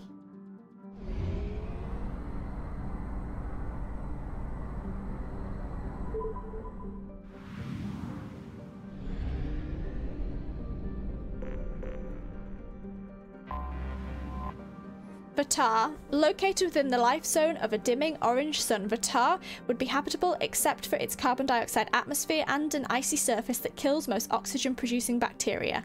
Nonetheless, mercenary companies and slavers have numerous strongholds on the planet out of reach of any galactic authority.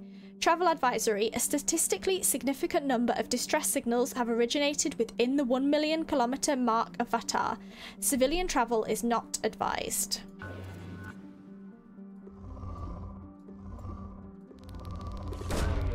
Probe away.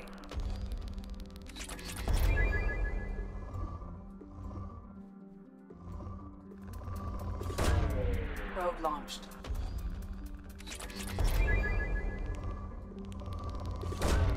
Launching probe.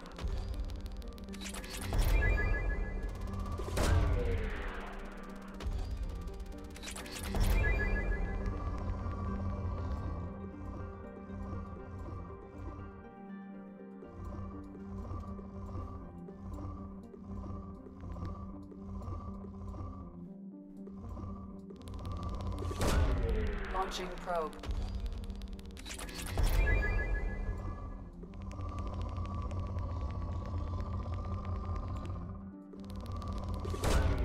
Launching probe.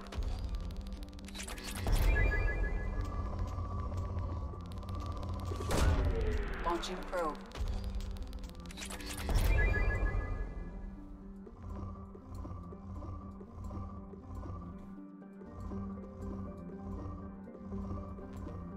Can't find the last one. Well, it's moderate, so it's fine, but... Ah, here? Probe launched. Down to Paul. Cool. Sertor. Guessing this will have stuff because it says it's rich. A rocky planet with a crushing atmosphere, Sertor has been scanned from orbit but largely left unexplored due to its sweltering conditions. Its atmosphere contains nitrogen but also an unusually high percentage of ethane, which can coalesce in pockets near the surface. The alumina heavy crust of the planet could reach glowing hot temperatures during the daytime, reaching the ethane's auto-ignition temperature and creating pockets of flame across the landscape. For this reason, extra vehicular activities are discouraged on Sertor, and no company has been willing to invest in exploration. So quite a lot to scan, I'm guessing, because of that. Yep, it's rich. Probe launched.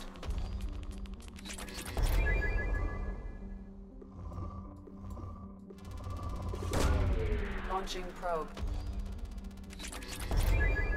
Not that rich. It's down to good now.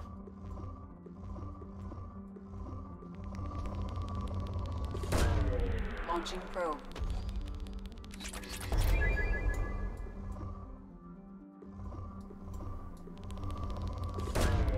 Probe away.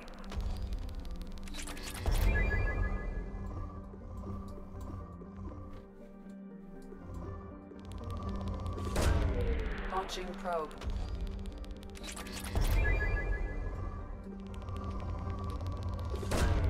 Launching probe.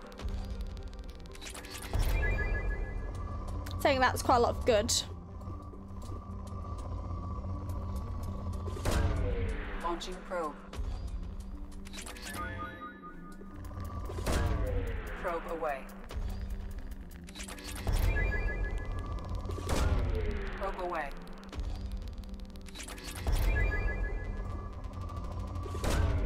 Probe launched.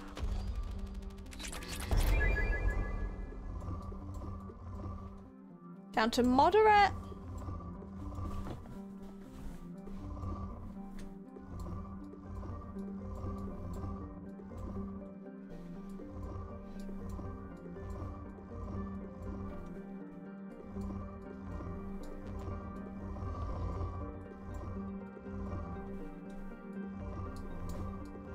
Since it's moderate, we'll leave it as is.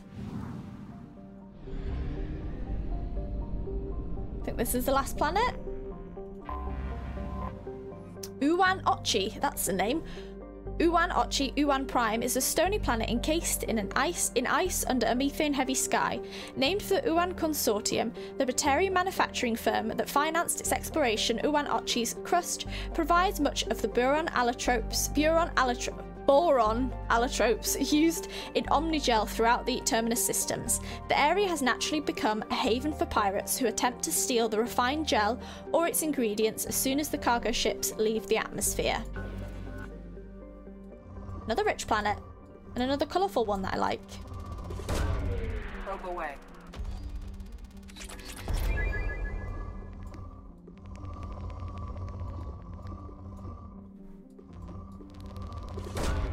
Probe away.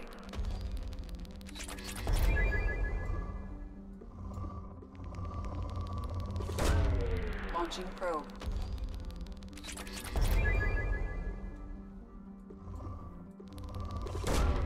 Launching probe.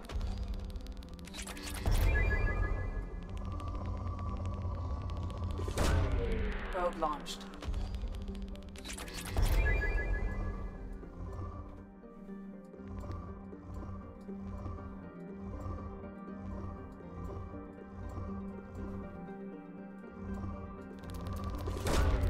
Launching probe.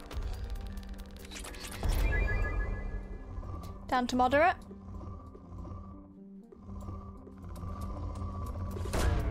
Probe away. And poor.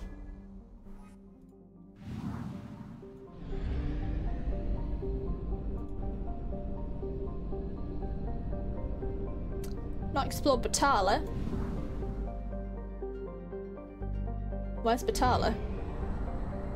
Ah, right over here.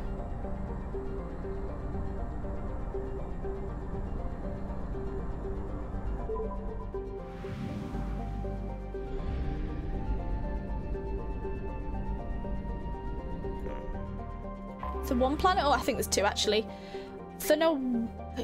Thunawanaro, a strange island of peace in the lawless Terminus systems. Thunawanaro is a planet of crushing gravity but abundant life. As its ponderous name indicates, it was colonized by the Elcor, who have several booming industries on the planet.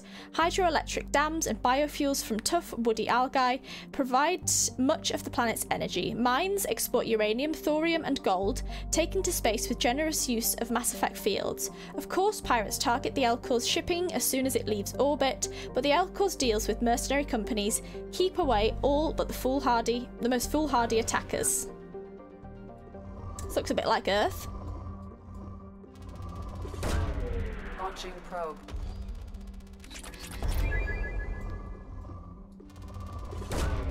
Probe launched. Probe launched.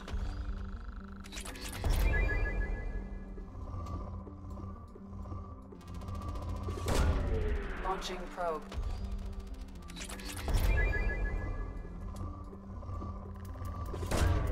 Probe away.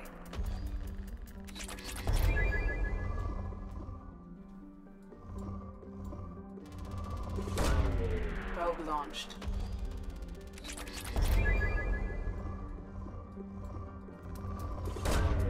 Launching probe.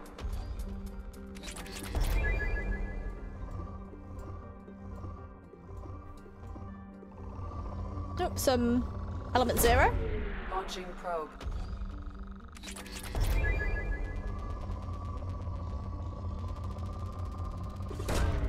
Probe away.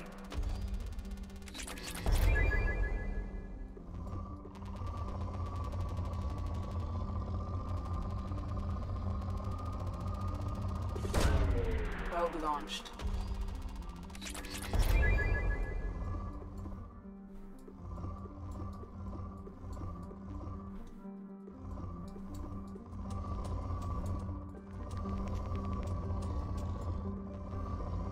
Is there some here? Or...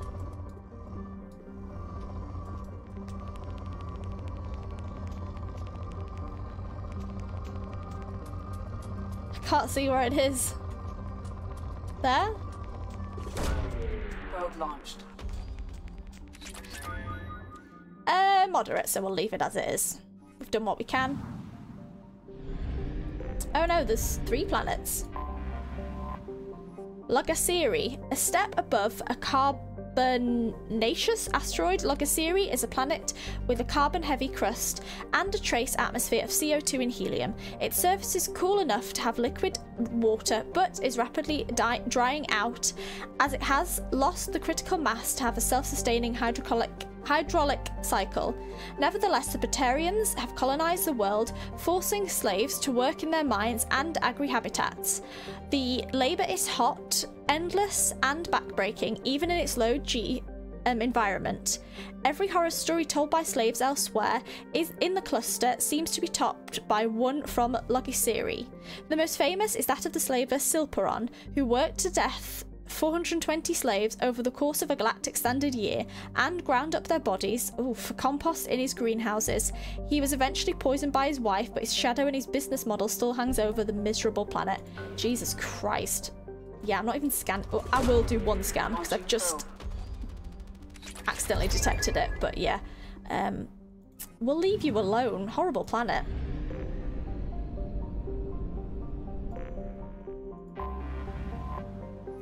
Neorog. Neorog is a hydrogen methane gas giant whose moons were once home to Asul, a Batarian warlord who terrorized the Terminus systems. This isn't a good area. Attempting to unite a pirate army under his banner, he successfully conducted a rapid blitz against 11 habitable planets. Fortunately for the rest of the galaxy, Asul's crimes caught the attention of the Spectres, thank God, who deduced his hidden location and assassinated him. Asul's empire, built on a hyper-extended army, soon came crashing down. His lost stockpiles of Element Zero have become something of a legend, and foolish spaces have spent countless amounts of time and money searching the Batala system, convinced they will be the ones to finally strike it rich. Oh, only moderate. I thought it might be rich with Element Zero. Well, that's done.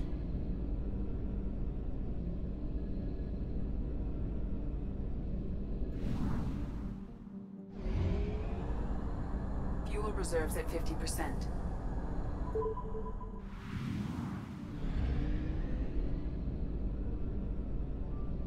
Yeah, we're not going to go to the Omega 4 relay yet, thank you. We'll leave that for now.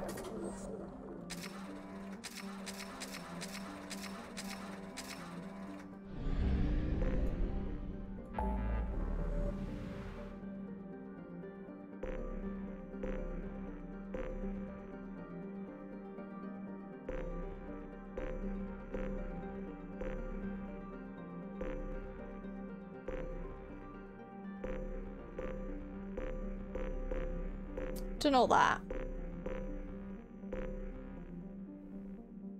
Right, I think we're gonna do this one and then call it a day for now. And I think I'll do another episode on this, but I'll release them quite close together. So you're not, you know, waiting for episodes like this.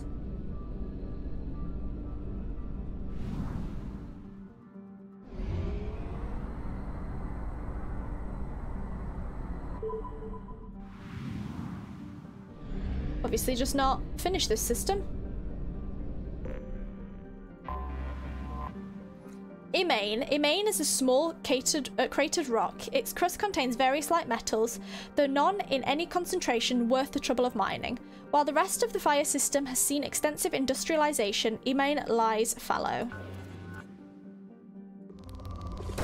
Still rich though.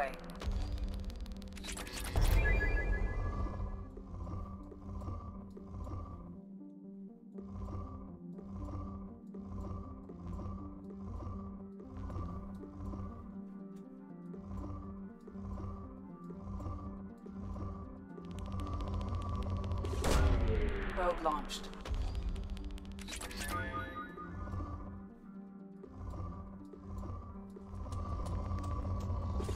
Didn't mean to launch that then. That was an accident. Probe launched.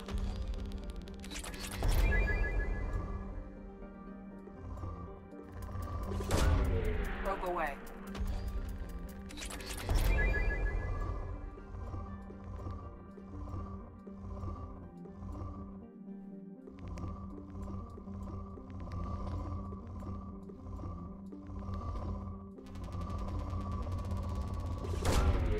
Probe launched.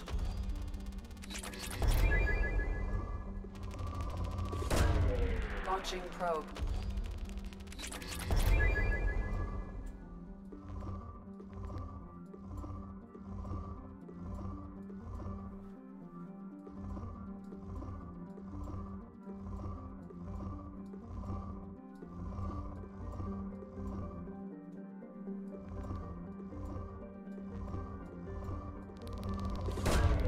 Launching probe.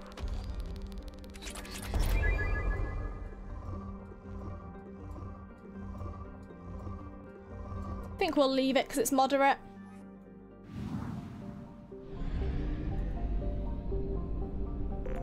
This planet here I've just spotted. Vientel. Though a dwarf planet, Vientel's large amounts of water have led to heavy development by water cracking industries seeking to turn the planet into hydrogen-oxygen fuel for starship thrusters. The surface is blanketed with habitation modules, mining equipment and cracking stations. Since the initial settlement of Ilium in the nearby Taslay system, the radius of Vientel has decreased by 2 kilometers, indicating removal of over 72,000 cubic kilometers of ice. Some groups are concerned that the rate of loss may cause instability in the remaining structure. Population 10,400. Also rich. Launching probe.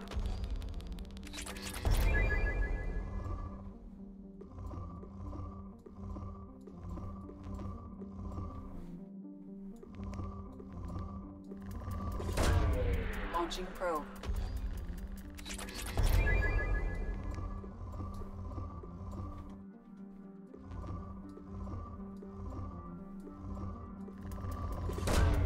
Launching probe.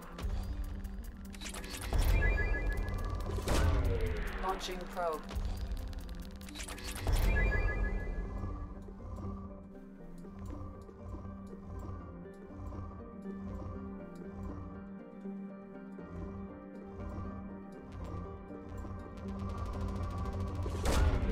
Probe launched.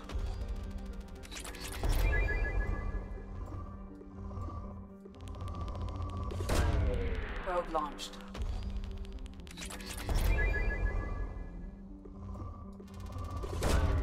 Launching probe.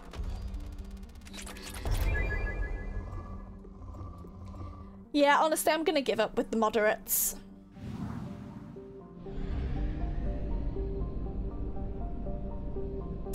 Back to the Mass Effect relay. Where is it?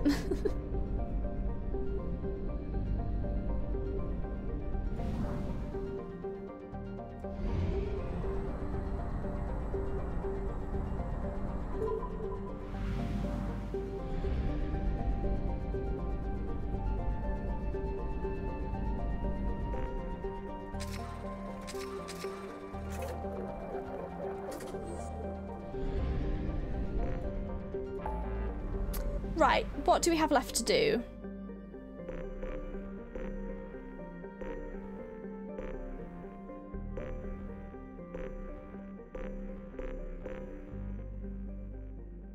Done all these apart from the Hawking Etta cluster.